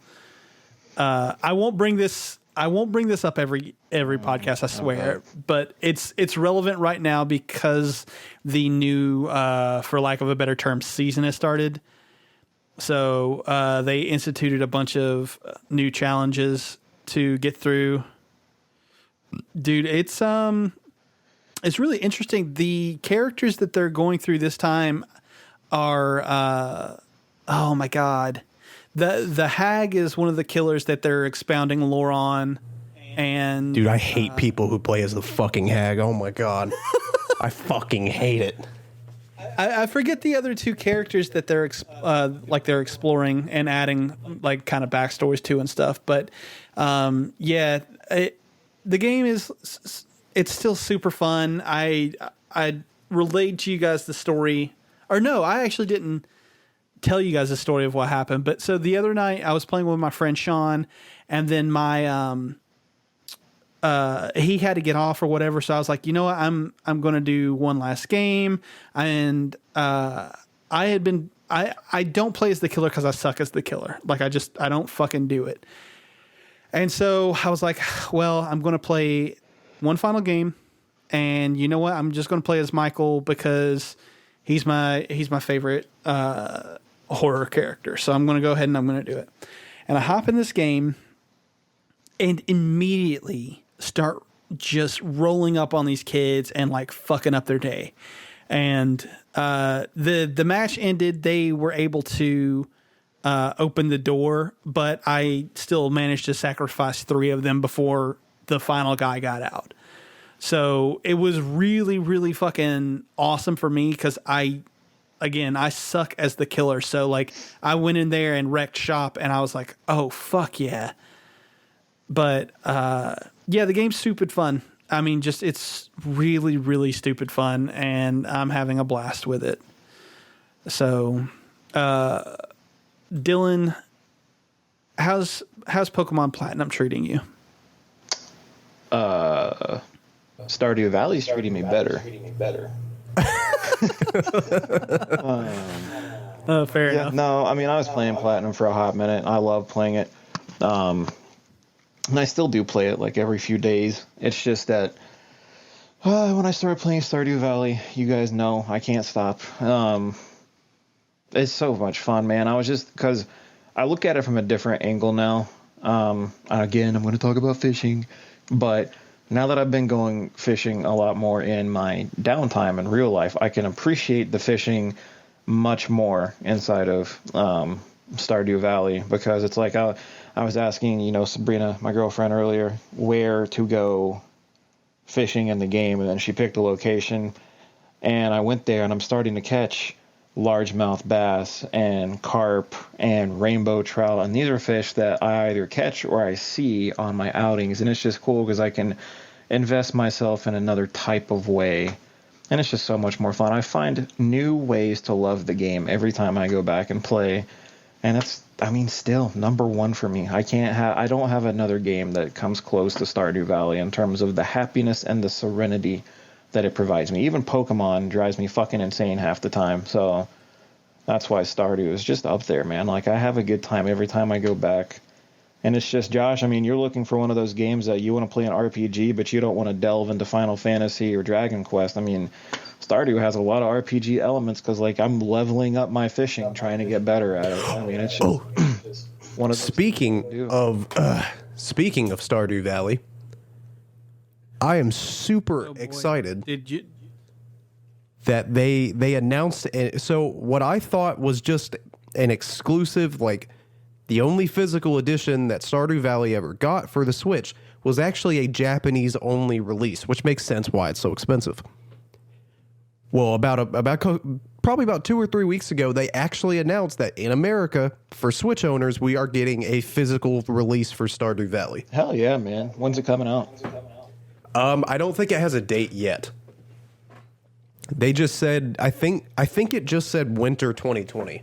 Oh, that's not far away at all. So I'm definitely, there's supposed to be a bigger collector edition at Best Buy. So I'm probably going to look into that. But I'm definitely going for, I would like to get the collector's edition, but even if I don't, I'm still going to get the standard retail. I really want to play Stardew Valley. Purchase, and you'll be able to play you're gonna delve into it by yourself. But if Madison or your daughter ever wanted to play with you, they can pick up too, and you guys can start a farm together. That's what's so cool. You're not just limited to doing your own thing. Yeah, it's gonna be great, man. I'm happy you get to play it. I saw Josh bought it back in June and has played it all of 3.5 minutes. I actually have played it for about 15 minutes. Oh, wow! You made it past the intro. Yeah, but no, that's all I've been. Okay. Well, Austin, tell me about your time with Halo. You've been playing the Master Chief Collection, right?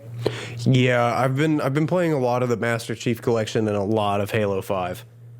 Halo 1. I didn't even realize that you had played Halo 5. Oh, yeah. I hate it. But yeah. The story. I hate the story. Halo 5's multiplayer to me is the best that the multiplayer's ever been, with the exception of maybe Reach. I think I might agree with you, except for on the Reach part. I think 2 it's between 2 and 5 for me. That's fair. That's also fair. I think the only thing I liked Reach's multiplayer a little bit more than 2 is just the customization aspect. Yeah. I love the customization of Halo Reach and the fact that your multiplayer character was actually how your character was portrayed in the actual campaign, making you feel like a genuinely unique Spartan. And up until Reach, we haven't really gotten the ability to do that yet. Yeah, agree. I know Halo 3 had the different armor sets, but obviously they were locked to multiplayer, and some of them were fucking ridiculous to get. What was the samurai one, the Hayabusa armor was a pain in the dick to ever try to fucking get. And then Recon was its own thing. For a while, it was only Bungie employees or who they deemed worthy in the community and stuff like that. Mm-hmm. Yeah. And then they had a variant of the Hayabusa. I think it was the Hayabusa helmet that was on fire. Yeah. I remember. Was that the I Bungie think employee? you only got that for. I think so. Yeah. That's what it was. But yeah, I've been trying to go back and play through the whole franchise. I say whole franchise, but I'm probably going to stop after Reach because I'm not replaying 4 or 5 again. But Yeah, I texted you the other day. I'm totally down for co-op legendary runs on all of them. oh, dude, I'm super fucking game for that. I love legendary and Halo, especially Crossplay? Halo 2. Steam and Xbox? Yeah. I think so. I could be wrong, but I want to say the Master Chief Collection is. I don't think 5 is. I don't know that 5 is on Steam, but Fuck that. 90. I don't need that. Because when I move out, get the internet, like I'll drop money for the Master Chief Collection because I'll actually be able to download it. Oh my God, being able to play Reach again, Jesus. Yeah, the Master Chief Collection is unnecessarily fucking huge. Oh yeah. No. It should not be that big. There's just no reason at all it should be that big. Some Call of Duty Modern dude, Warfare at least it's not bullshit. fucking. Yeah, that's exactly where I was going. At least it's not that. Hey, Modern Warfare 200 shrinked. fucking gigs. They shrinked a little bit. Like 20, 25 gigs, but it shrinked. 20, 25 gigs from 180. Oh boy. Yeah,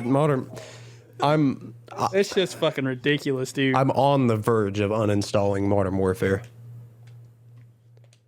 I haven't quite yet decided if I'm going to. It's taking up so much space for a game that I barely play because none of my friends ever want to fucking play it at this point because they all just fucking rage at it. Yeah, 'Cause- I still play with Kayla's Dylan or my Dylan. That's kind of hurtful. So I don't think I'll be deleting it, but I'll get the fuck over yourself. but yeah, no, that is definitely something that I've at the very least considered because, dude, it's fucking. I think Kayla's Xbox is the one that I play on because of the way that we've got it set up. I would have to log in on my Xbox in order for anyone to play the games that I own. So my Xbox is downstairs because it's set as my home Xbox or whatever, and her Xbox is up here. So then I play here and he can play down there and we can all play the same game or whatever. But the Xbox that I'm playing on only has like a terabyte hard drive, and fucking Modern Warfare is taking up almost a fifth of it. Like I can put like, you know, I don't know, 6 or 7 more games on here, but like it's a terabyte hard drive. This should not be happening. Like, fuck, man. But yeah. Anyway, yeah, I'm totally down for playing Halo. I really enjoy Halo. Absolutely. Let's. I was gonna say too. Honestly, later, if you're down to, I'd be down to play some Dead by Daylight with you. Oh hell yeah! I've been playing a lot more on PC, but I will definitely play on some consoles. It's I know it's on Game Pass on Xbox. Yeah. I also happen to own it on Xbox with all the DLC. Yeah, I do too. I game share. I'm sure I've talked about it in the podcast. I game share with my buddy David, and he got quite intoxicated one night and bought every bit of DLC for that game. So, what a good man he is. I love him. All right, so last game that I want to talk about, and I want to talk about it a little bit more in depth than I did last week, even though I'm still not quite finished with it. Ghost of Tsushima. So I know last week I was not as high on it as I feel like I had wanted to be. So let me just address specifically 2 of the complaints that I had leveled at it. And the one is that it doesn't look as good in the fidelity sense of the graphics. It doesn't look as good as like the Last of Us or whatever, or the Naughty Dog games of the world. And I still stand by that. I really don't think that the game looks as good as those other those other games do. But I do want to say that I feel like that's a little bit of an unfair comparison, because the games that Naughty Dog makes, or studios of that same caliber with the the gigantic teams that are working under them and are doing completely different games and have those graphics. The thing is that they're doing completely different games. Like, from the get-go, Ghost of Tsushima is an open world, and the entire world is open to you. So they have to render all of that stuff all at once, and they can't hide it behind load screens and stuff like that. So I have to give it a little bit more of a pass than I did last week. And the other criticism that I leveled at it, which I actually want to backtrack completely on since I've played more of the game, is that I said that the open world felt a little empty, and I actually don't think that is the case. I did when I had only played it for like a handful of hours, but now that I've put closer to probably like I'd say 20 hours into it, I'm not sure the exact total, but I'm like a lot further along. The world has a lot more going on in it than I expected, and even though there are the things that you encounter are further between each other than I would like, it still has a lot more happening than you would see in like this is going to sound wrong because a lot of people don't agree with this, but like Grand Theft Auto. Grand Theft Auto has absolutely nothing going on in its world. Like, people are walking around on the streets, sure. Cars are moving, sure. But that's literally it.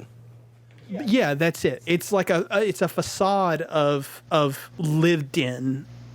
And Ghost of Tsushima,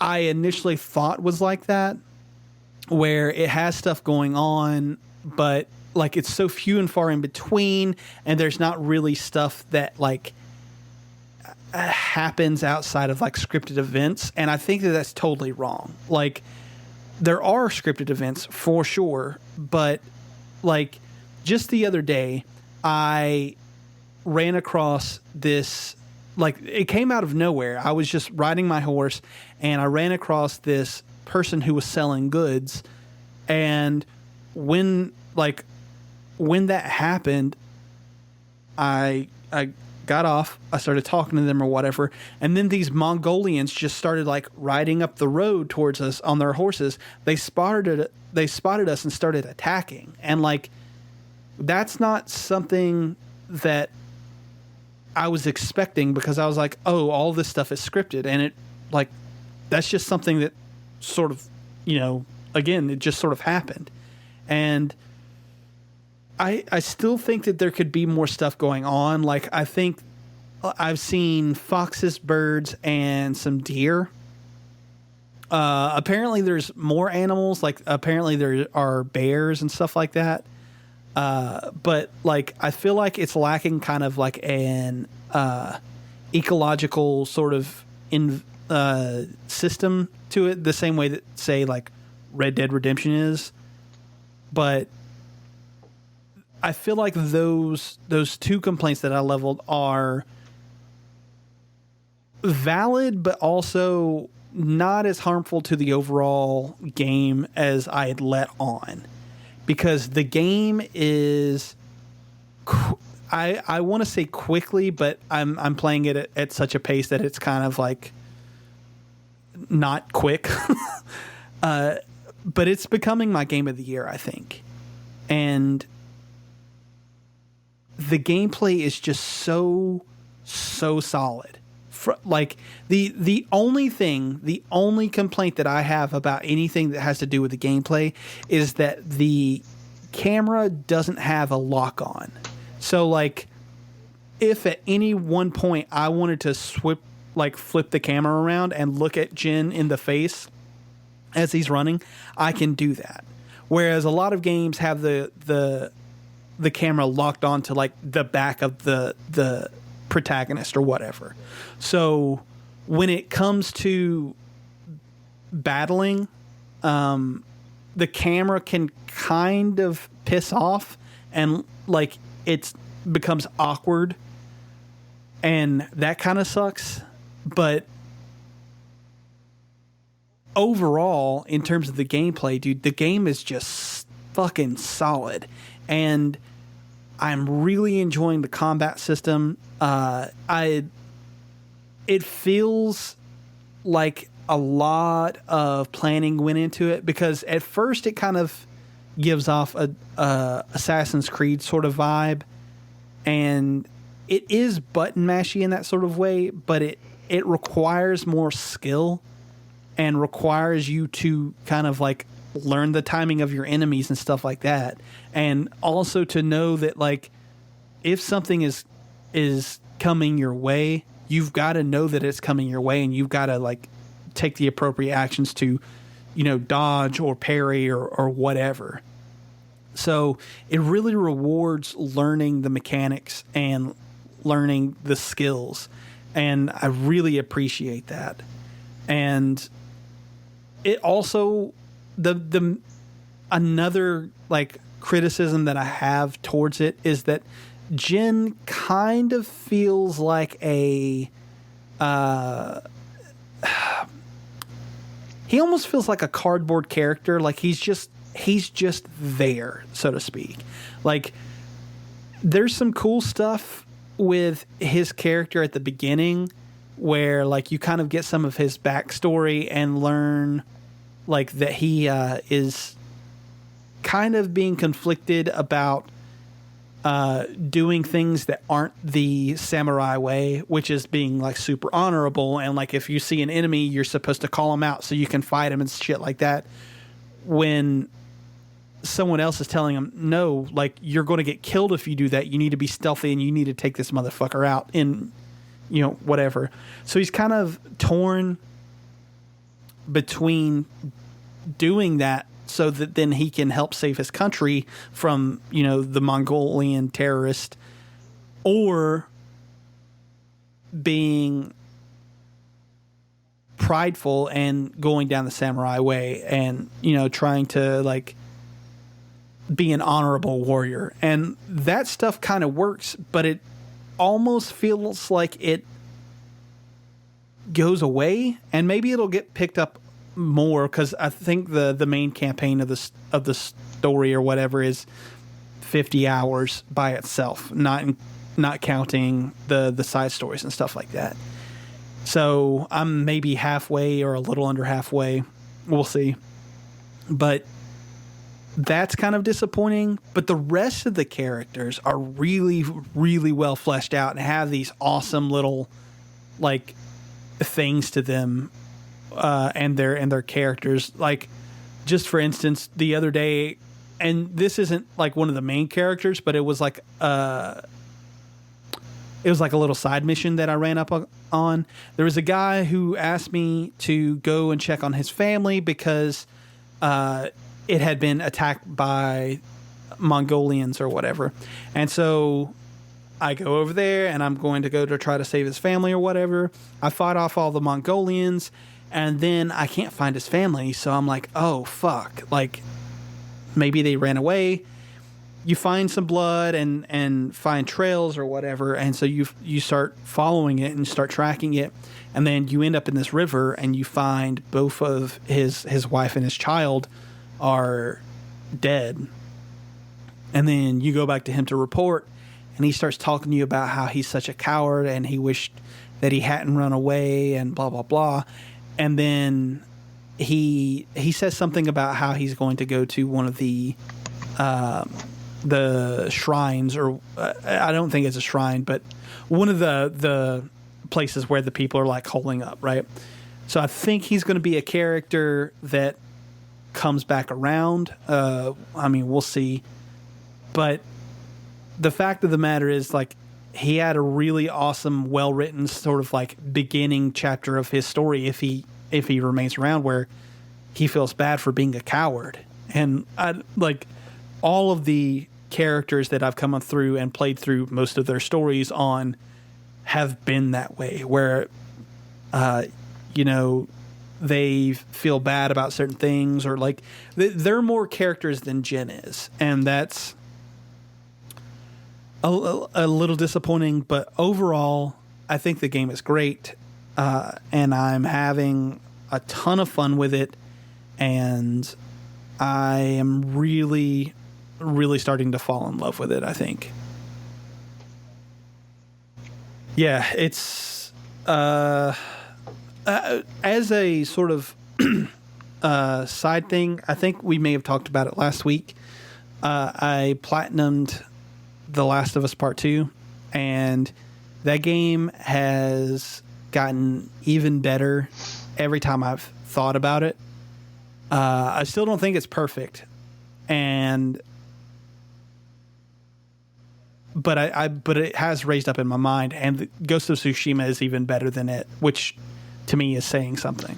Says a lot, but because The Last of Us is pretty spectacular from what I'm hearing. But Ghost of Tsushima is up there too. I mean, I talked about it earlier. There's a reason I'm still hearing about it weeks and weeks after its release. It's just killing it. And every time I see anyone post something on Reddit or wherever, it looks so awesome. Just the environments and the combat, just the things you can do in it. It looks so cinematic. I've not played it, but I want to. Yeah, it's very great. But that's actually, you speak to something that's in our news section, so why don't we go ahead and jump into that. So Ghost of Tsushima is the PS4's fastest selling new IP. It sold 2.4 million copies in its first 3 days of launch. That is insane. That is fucking nuts. And that is a really, really awesome achievement for the guys at Sucker Punch, and I'm really happy for them. It didn't quite do what The Last of Us Part 2 did, which sold over 4 million copies in its first 3 days. But, I mean, for a new IP to launch from such a good developer, like, I'm really, really excited about that. And happy for them. I'm really happy for them. Yeah, you got to think of what they're feeling right now. There's a lot of weight on their shoulders, I'm sure. Because, okay, they released the most fantastic game of the year so far, but now where do they go from there? So I know they got a lot on their plate, but what an accomplishment. I mean, that's awesome. Yeah, agreed. I put this down because I think we've all played Final Fantasy in one shape or form or another, and this really doesn't speak to our love of the series or our lack thereof, but I just thought it was a cool little story. Final Fantasy XI, which was an MMO originally launched on the PS2, and I think it made it to the Xbox 360 maybe. If not, it was definitely on the original Xbox. Just got an announcement that it is getting a new storyline added in in a couple of months, I believe it was. It's its first new story content since 2015. Good Lord, 5 years. Yeah, and it's the game, there it is. I was trying to find when the game launched. The game launched in 2002. Oh, holy shit. God, that was before the So Office. the game is, yeah, it's almost 2 decades old, and it's still just trucking along. And I hate how apparently still has a how some people player base. figure out time. I fucking hate that. Okay, almost 20 years. Oh my God. But yeah, I just thought that was I thought that was a lovely That's really little cool. story. That's really surprising. Support still, yeah.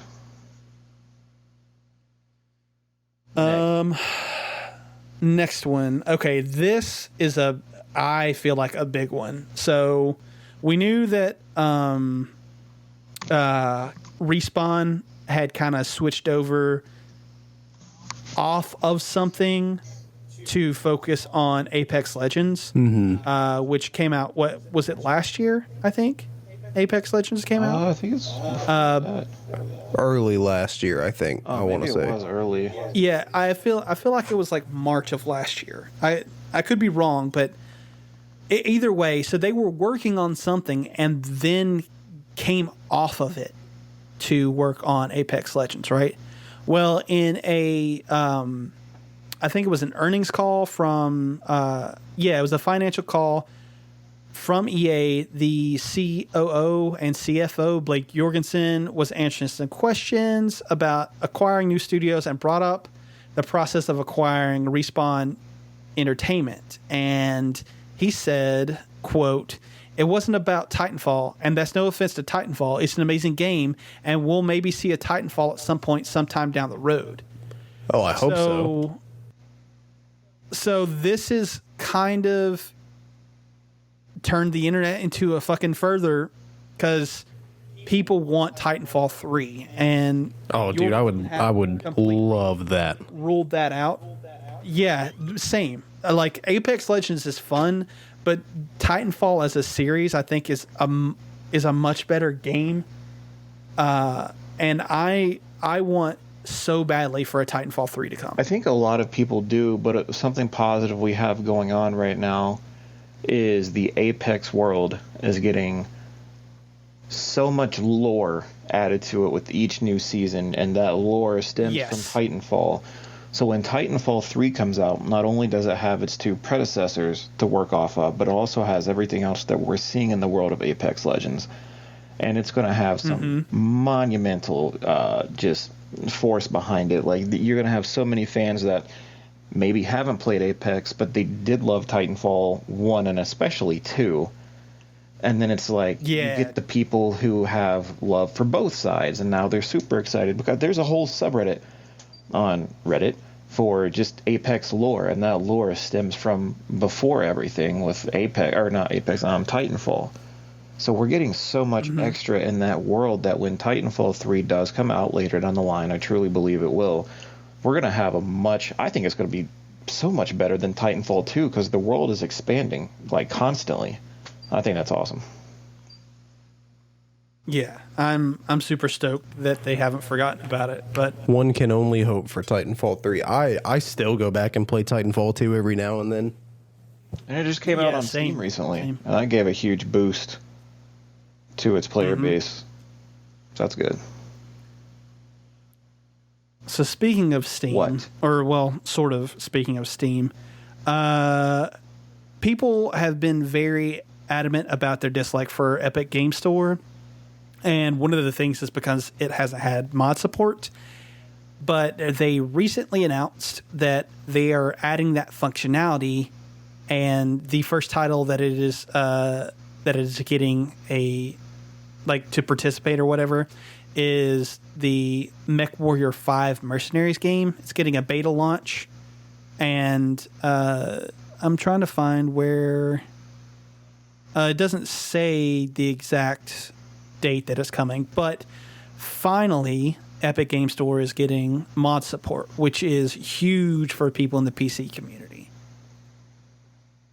So that's something very, very good that they're doing. Do you fuck around with mods, Dylan? No, and I don't care for the Epic Game Store. It's not that I have anything against them. It's just I want all my stuff on one launcher, and I know it's either the joke of the whole thing or it's the truth of it. Like, people are so lazy they don't want to open up another launcher. I have the Epic Game Store because that's where my Borderlands 3 is, just because it was on sale there more so than it was on Steam one day, so I got it there. But I don't know, I just like having everything on one launcher specifically. Like, my Steam library is full, but Epic Game Store literally consists of Borderlands 3.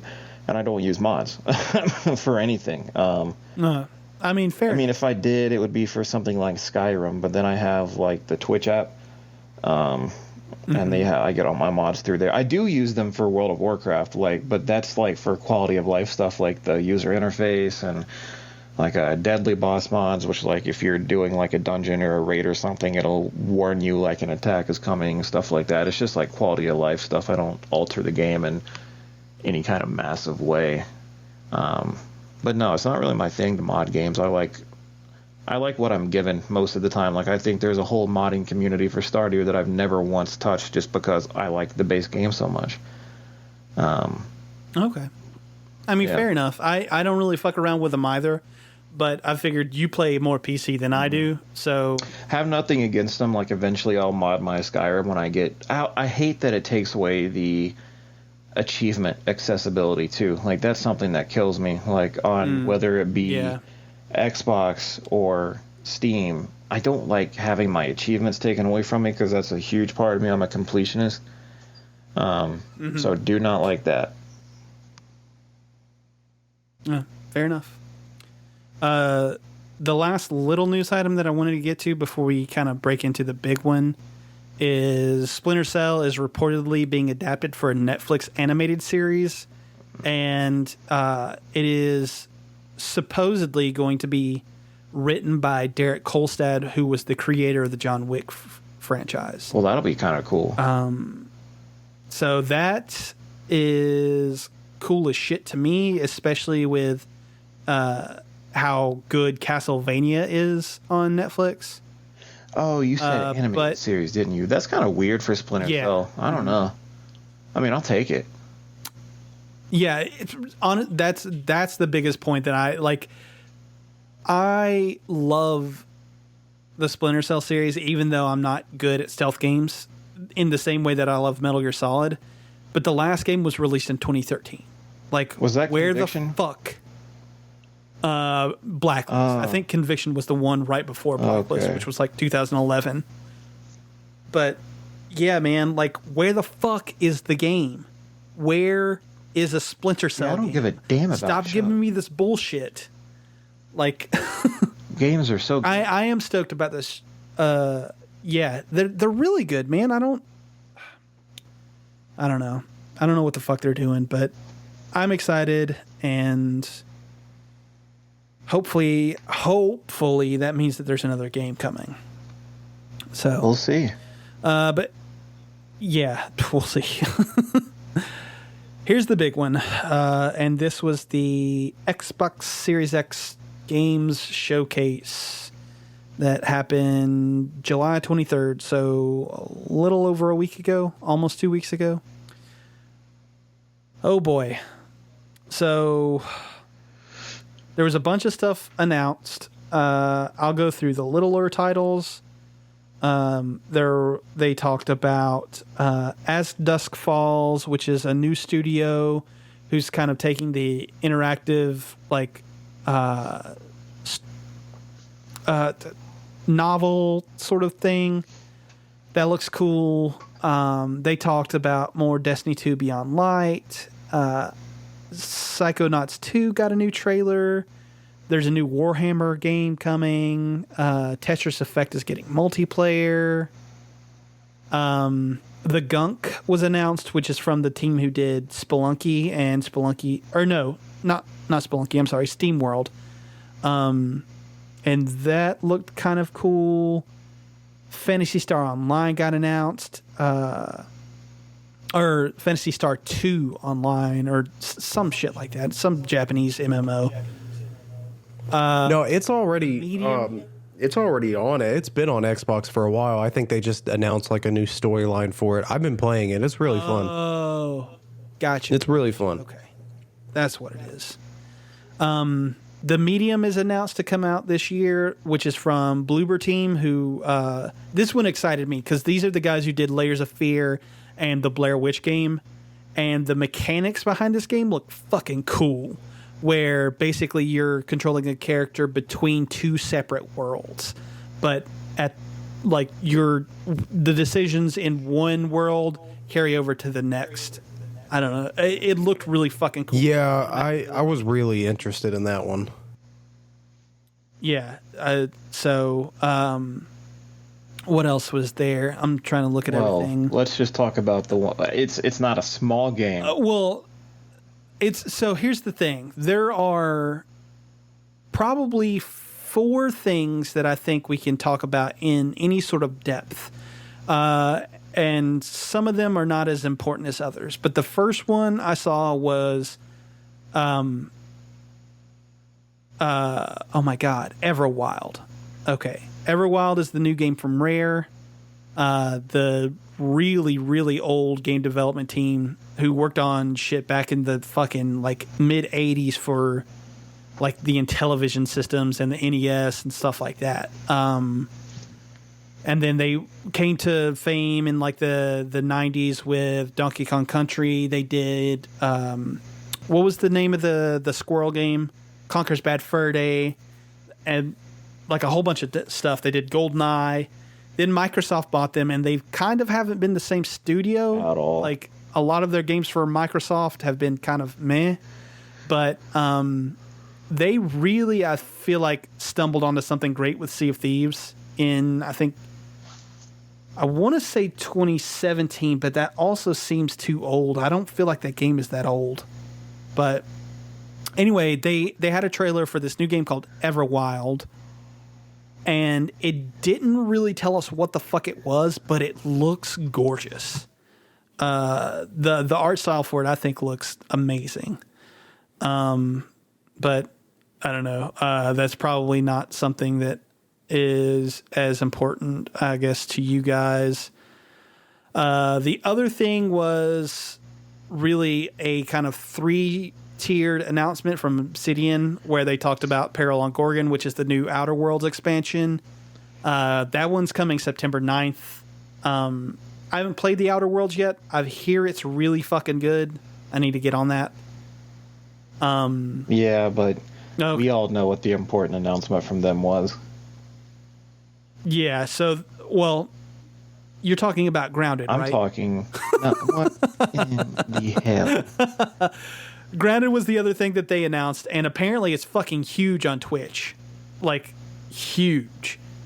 So that's good for them, and that's good for Microsoft. But yes, here's the thing that we're excited Please. about.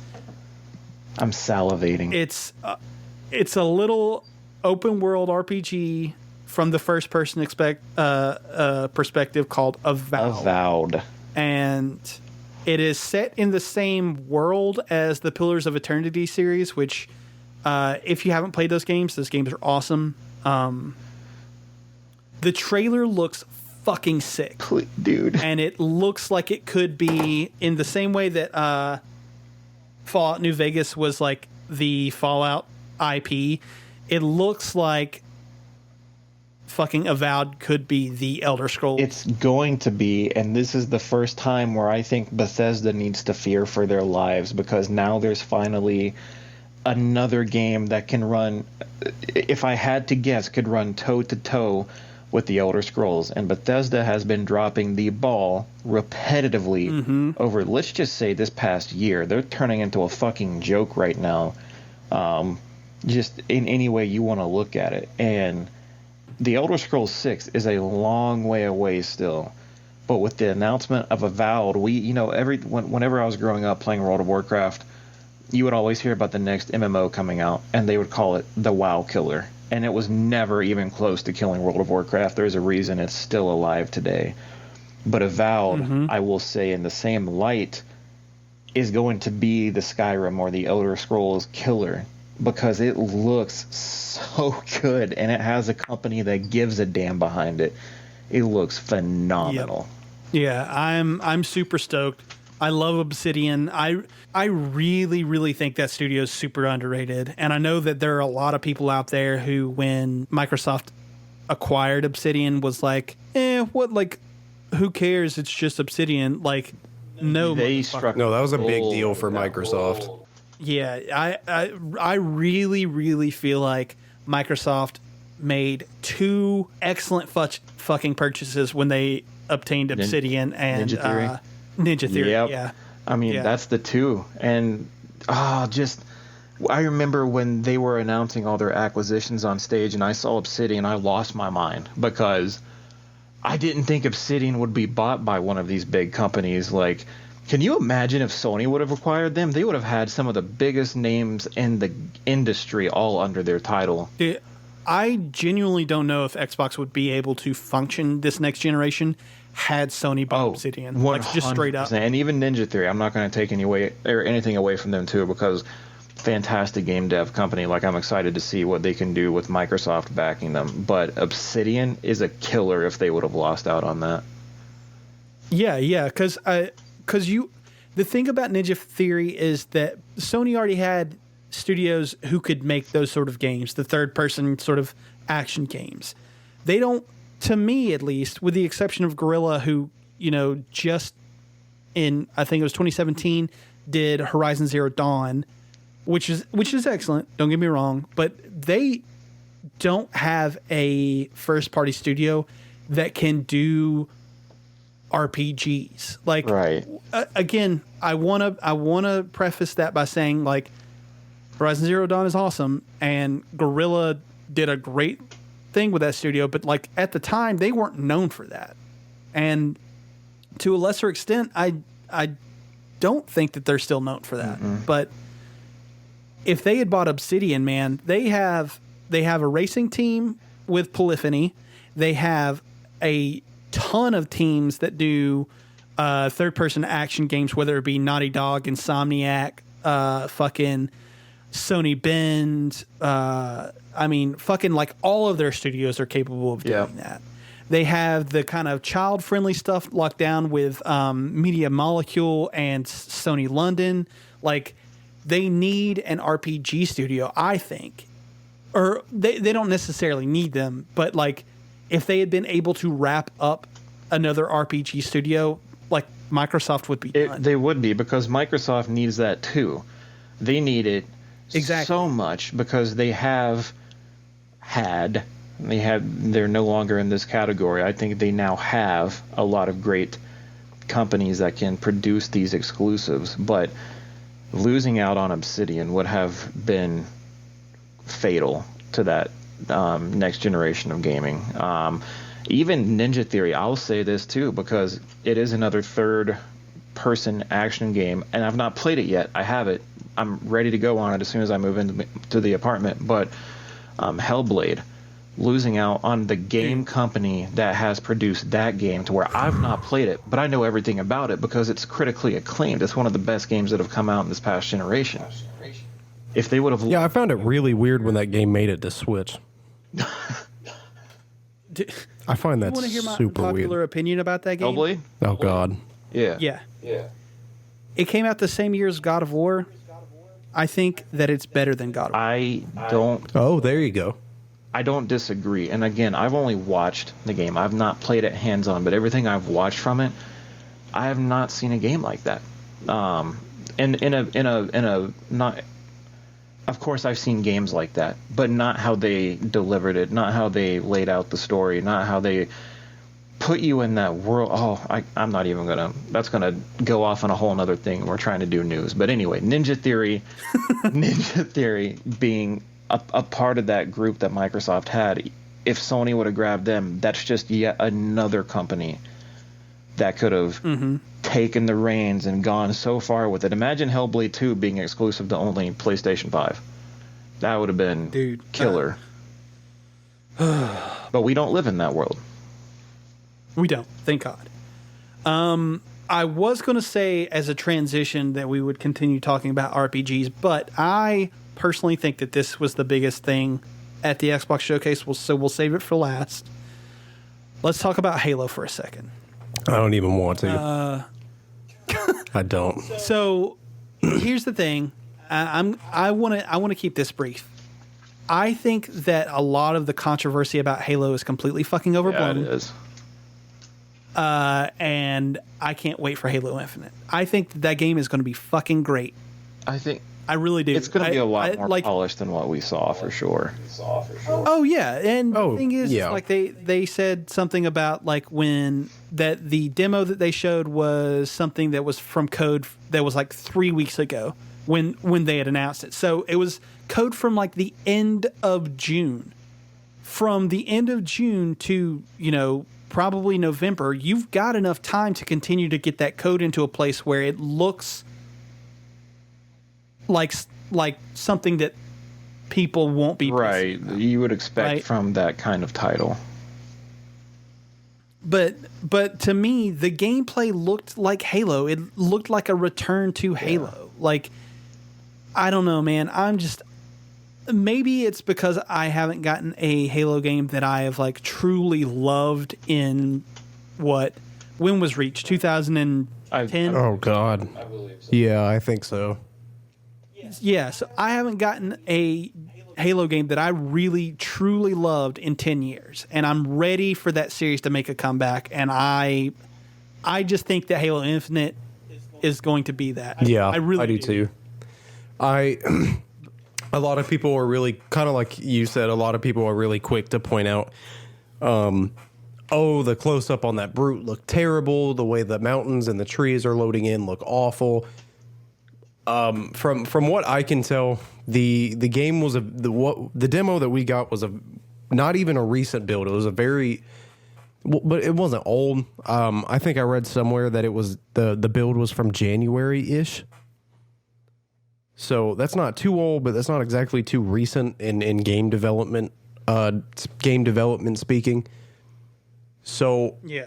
like you said, they definitely have time to polish it and make it better, and I hope that they do, and I have no doubt that they will. They will. The game's not even gone gold yet, has it? I mean, it's still... No. It's not even close. Yeah, and I mean, I expect it will launch with the consoles, which should be somewhere around mid-November, which means that they still have plenty of time to get it into they're in a workable crackdown shape. mode right now too. Like they're driving exactly. the game home right now. Not to mention that studio is gigantic. 343 has got over 150 people in it. So I mean, that's a huge fucking studio. They have more than enough time, I think, to whip that game into shape. Yeah, And exactly. some really experienced veterans to help get that game to where it needs to be. Mm-hmm. So, yeah, I'm excited about it. I can't wait for it, the thing honestly. that I am most... Go on. You might be super excited about it, man, but the thing that I'm most excited about is Fable. See, I never got into Fable. Man, if you I never have liked it. time to ever delve into them, you should. I did just reacquire Fable Anniversary on Steam. It was on sale during the summer sale. But my love for the game really extends from Fable 2 and 3. And then I didn't play much of anything after that. But what a time to announce a brand new Fable game. And one that looks like it retains what those original 3 had. That magic that just drove them into our hearts, and it made it what we know it today. Like, that sense of humor from the short little trailer was spot on. Like, that's what you want to see. I don't need to see much more than that, just because I feel like that captures everything. And as silly as it sounds, like, that captures what I love from the Fable series. Yeah, the trailer stole my heart because it literally is, I mean, it captured what that game series is in a nutshell and just fucking...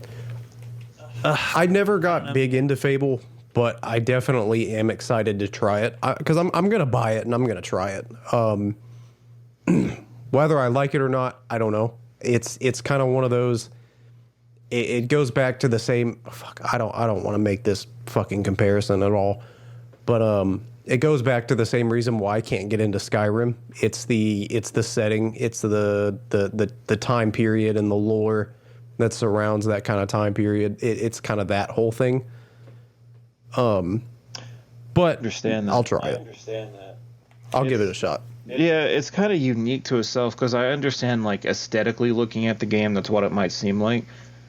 But once you get inside of the game, it really just it owns itself. Like, it doesn't take itself too seriously, and it just brings its own special kind of formula to a mix that you would think would be a part of the already played out genre, but it really has no other comparative game out there. Like, in my opinion, I don't think another game comes close to what Fable brings to the table.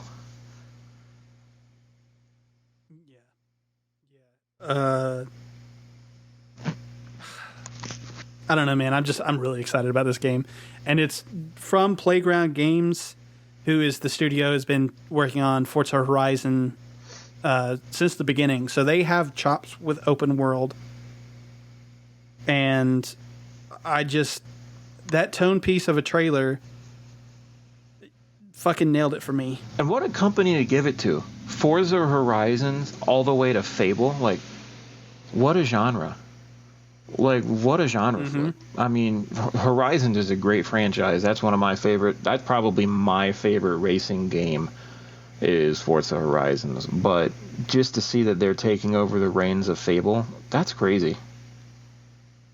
Yeah, agreed. It makes sense to me because they have the open world chops. But, it is a real weird transition for a studio. But I'm down. Same. Cool. Well, why don't we knock out our pick of the weeks and... Oh, man, have I got a pick for you guys. Oh, my God. As long as it's legal, because we're treading water on that in this podcast. This episode. Oh, it's legal. It's fucked up, but it's legal. Oh, great. That's how we started it. That's how we'll end it. Hell yeah. All right. Last week I told you guys, or not last week, but last episode I talked to you guys about the little, what is it called? No, not what it, or not. Oh my God. My brain is malfunctioning. The iDubbbz documentary called, Full Force, yes. right? About the big fat boy Yes. who made lightsaber videos. Pretty sure you just offended 18 people with that, but yes. That's what it's about. I understand. I'm sure there's some politically correct statement for it nowadays, though. Yeah, of course there is. Well, iDubbbz released another... Morbidly obese. Oh, Lord. Listen, iDubbbz released another documentary right before we recorded the last episode, and it's called Ice Cream Man, and it is available on YouTube. It's another 50 or so minute documentary about another YouTube star named Dax Flame, and so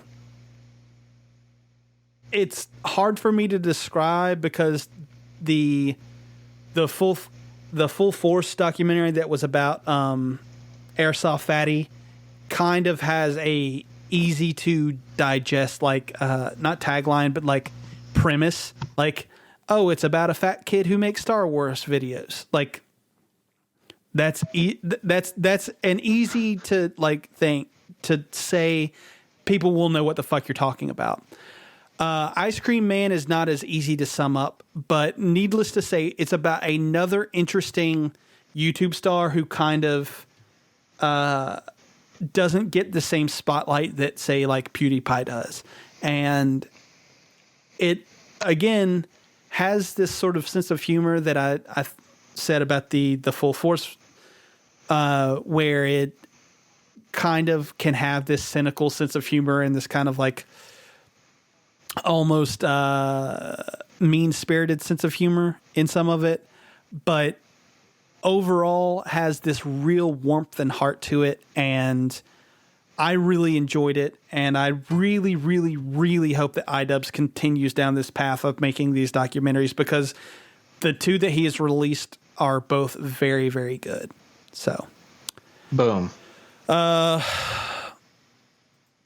Dylan, tell me about Guggen Squad. I'm going to sound like an advertisement. No, actually, the Guggen Squad is actually what helped me get in, not really back into fishing, because I have to thank my good friend Austin for that. My friend Austin has been so helpful over the past couple of months, just guiding me to where I need to be with fishing. But a part of that was introducing me to this channel on YouTube. I have never really delved into YouTube. I don't watch anything on it. I don't know why. I've always steered towards other media outlets. So when he was giving me this channel to, check out, or a group of these guys, I was like, fine.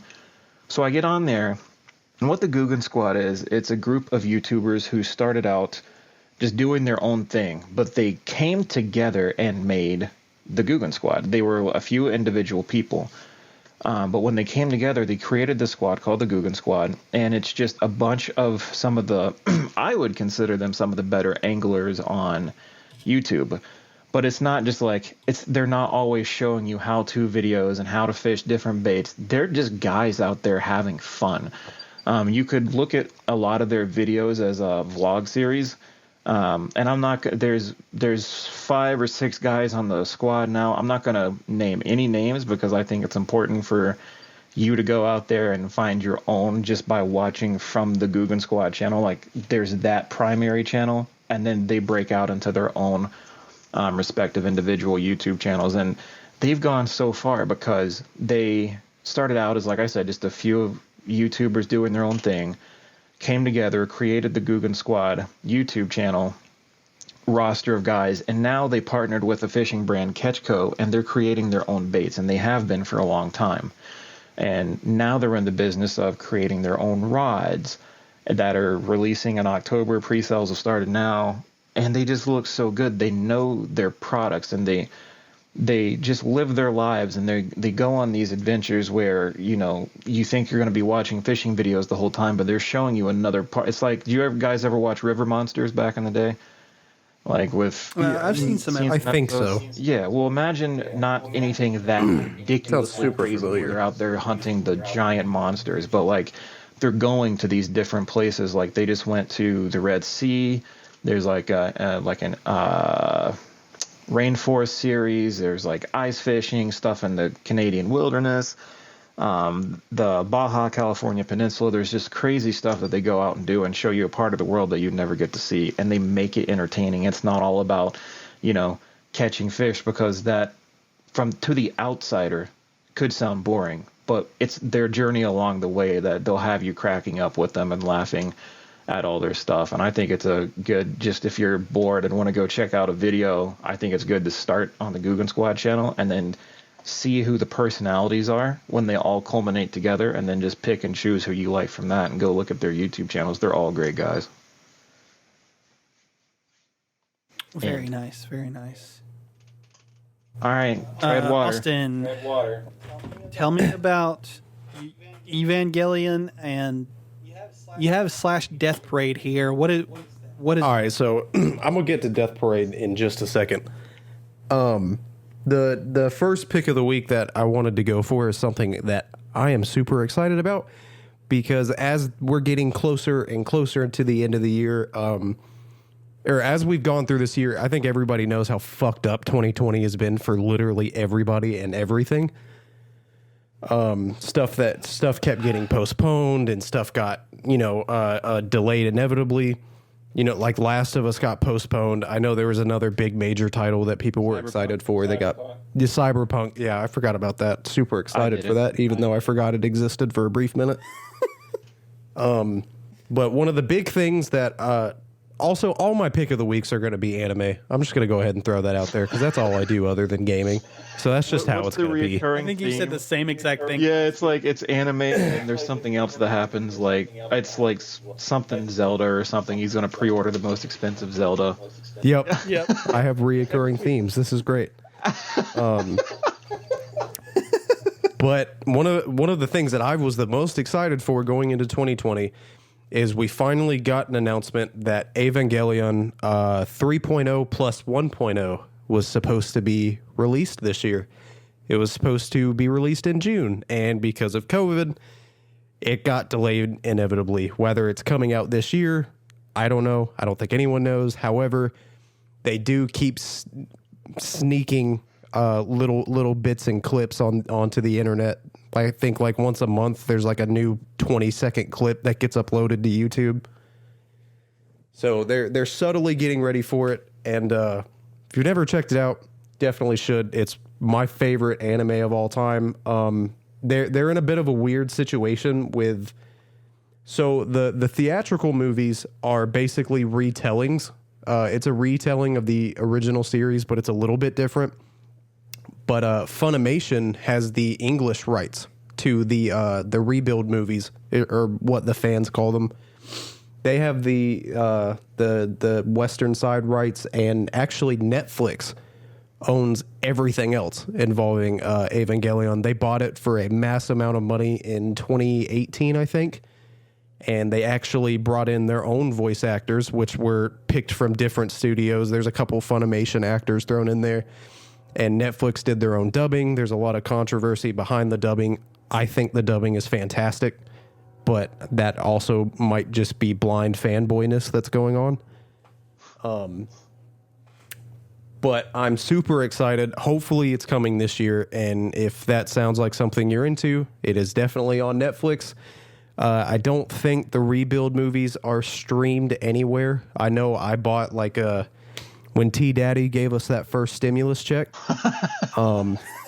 I bought the entire collection of the movies. So because I couldn't find them to stream them anywhere, and for some reason, trying to stream shit on my Xbox when I go to Internet Explorer and I go to those backwoods sites to try to stream anime, my Xbox just does a backflip and shits in its own mouth. Oh, shit. I don't know if that's a common thing that Internet Explorer just doesn't work on Xboxes like it's supposed to. But it makes my console crash. But Evangelion, that's the hardest plot that I've ever had to try to explain to anybody. It's basically a bunch of kids with super fucked up lives and post-traumatic stress disorder thrown in the mix have to pilot these giant robots, or what they think are giant robots, to save humanity from what humanity thinks are giant aliens. And then come to find out it's all a hell of a lot deeper, and it's a very twisty story. It's very complex. You won't understand it watching the first time. I've seen it. I'm not even joking when I say I rewatch the series on Netflix at least once a month, and I still barely understand what's happening in that show. It's a very deep, complex thing. There's a lot of religious elements thrown in there. Pretty much the name of every major character and every major enemy and everything is kind of taken from, I think, Judaism is the name for a lot of them. But it's very good. It's very fucked up, though.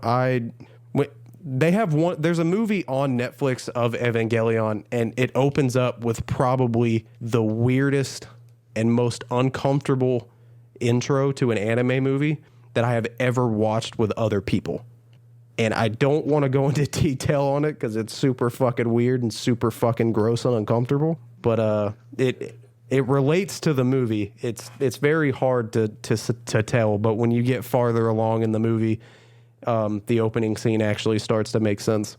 So check it out. Evangelion is great. It's my favorite anime of all time, and I'll probably rewatch it once a month till the day I fucking die. And then the other one cool. that I had put on my pick of the week is an anime that I actually just started watching yesterday, and I finished this morning. And shit, it's not long. It's like 12. It's like 10 or 12 episodes. It is not long at all. But it's called Death Parade, and basically the premise of the show is whenever a couple dies at the same time, like in the first episode, there's a married couple driving down the road and they get in a fight and they go off the road and die. So whenever a couple dies for the first time, they're sent to this hotel/bar kind of thing, and they meet this really colorful, really interesting cast of characters, and they don't know that they're dead. They don't remember dying. But pretty much the whole purpose of them going to this hotel is this cast of characters are pretty much deciding whether they go to heaven or hell or not. And they do that by making them play games with like extreme conditions to bring out the worst of humanity. I have heard about this. And that shit blew my fucking mind. It has the most upbeat, like, it's got one of those anime openings that you just want to get up and dance to, but then when you watch the series, you're like, I just want to cry. I just want to ball up in a corner somewhere and cry for 3 days. Yeah, I don't know where I heard about this series, but I heard about this a couple weeks ago, and it sounded super fucking interesting. It's really good. It's on Hulu subbed, and then it's on Funimation dubbed and subbed. Although I don't think the dub's very good. None of the voice actors really fit the characters, but when going back to the playing games with extreme conditions, like the first couple, They were recently married. I think they were just on their honeymoon. And the husband had suspected the wife of cheating the whole time. She was on her phone going down the road. He got mad at her, tried to yank the phone, and they went off the railing and died. They crashed into the ocean and drowned. Man. And so while they're playing this game, the game is randomly selected based on the couple. And the game that they were chosen to play was darts. They take turns throwing darts at a board. That sounds really simple. And then the host explains that each part of the scoreboard actually represents a bone or organ on their partner's body. So when they hit that point on the scoreboard, it actually hurts their partner in that same spot. And they're doing that. They're making them play these games under extreme conditions to get them to crack and kind of show the worst of themselves so they can decide whether they go to heaven or hell. And it's very interesting. It's very mind-blowing. There's a lot of twists and turns pretty much every fucking episode. And the first episode made me extremely uncomfortable. And I was like, well, I'm not going to stop. I'm already uncomfortable. It can't get any worse. And I finished it this morning, and it was fantastic. Awesome. So that's my pick of the week. Well, I'll have to take a look at that. It sounds really interesting. But we have been recording for almost 3 hours. So what do you say we get out of here? I wish. Sounds good to me, dog. Your note. Could have ended with a happier voice. Like I said, Super started sad bad, anime ended sad. boy. It's just how it. I mean, if we want to go back to it, Dylan still never gave his answer. Oh, No. I'm the one saving grace of this. Oh, God. okay. All right. Well, as I have been stating for the last couple weeks, well, actually, I say I've been stating for the last couple weeks, none of these are up yet because I'm waiting to get enough to pass it through iTunes without any problems so it can all be launched on every platform at the same time. So you'll probably be hearing this at the same time that you're hearing the other 2 episodes. So with that said, if you like what you hear here, please don't hesitate to text a friend about us and send them the link or what have you. But also on whatever your chosen podcast app is, write a review for us and give us, the appropriate amount of stars. 5 is always acceptable. And feedback. And yeah, within the review or within like reaching out to us on social media or whatever the case may be, any sort of feedback would be greatly beneficial because we want this to be a podcast that everyone can listen to and have fun with. So with all of that said, for Mr. Dylan Martin and Mr. Austin Stevens, I am Josh McMullen, and we will see you next week.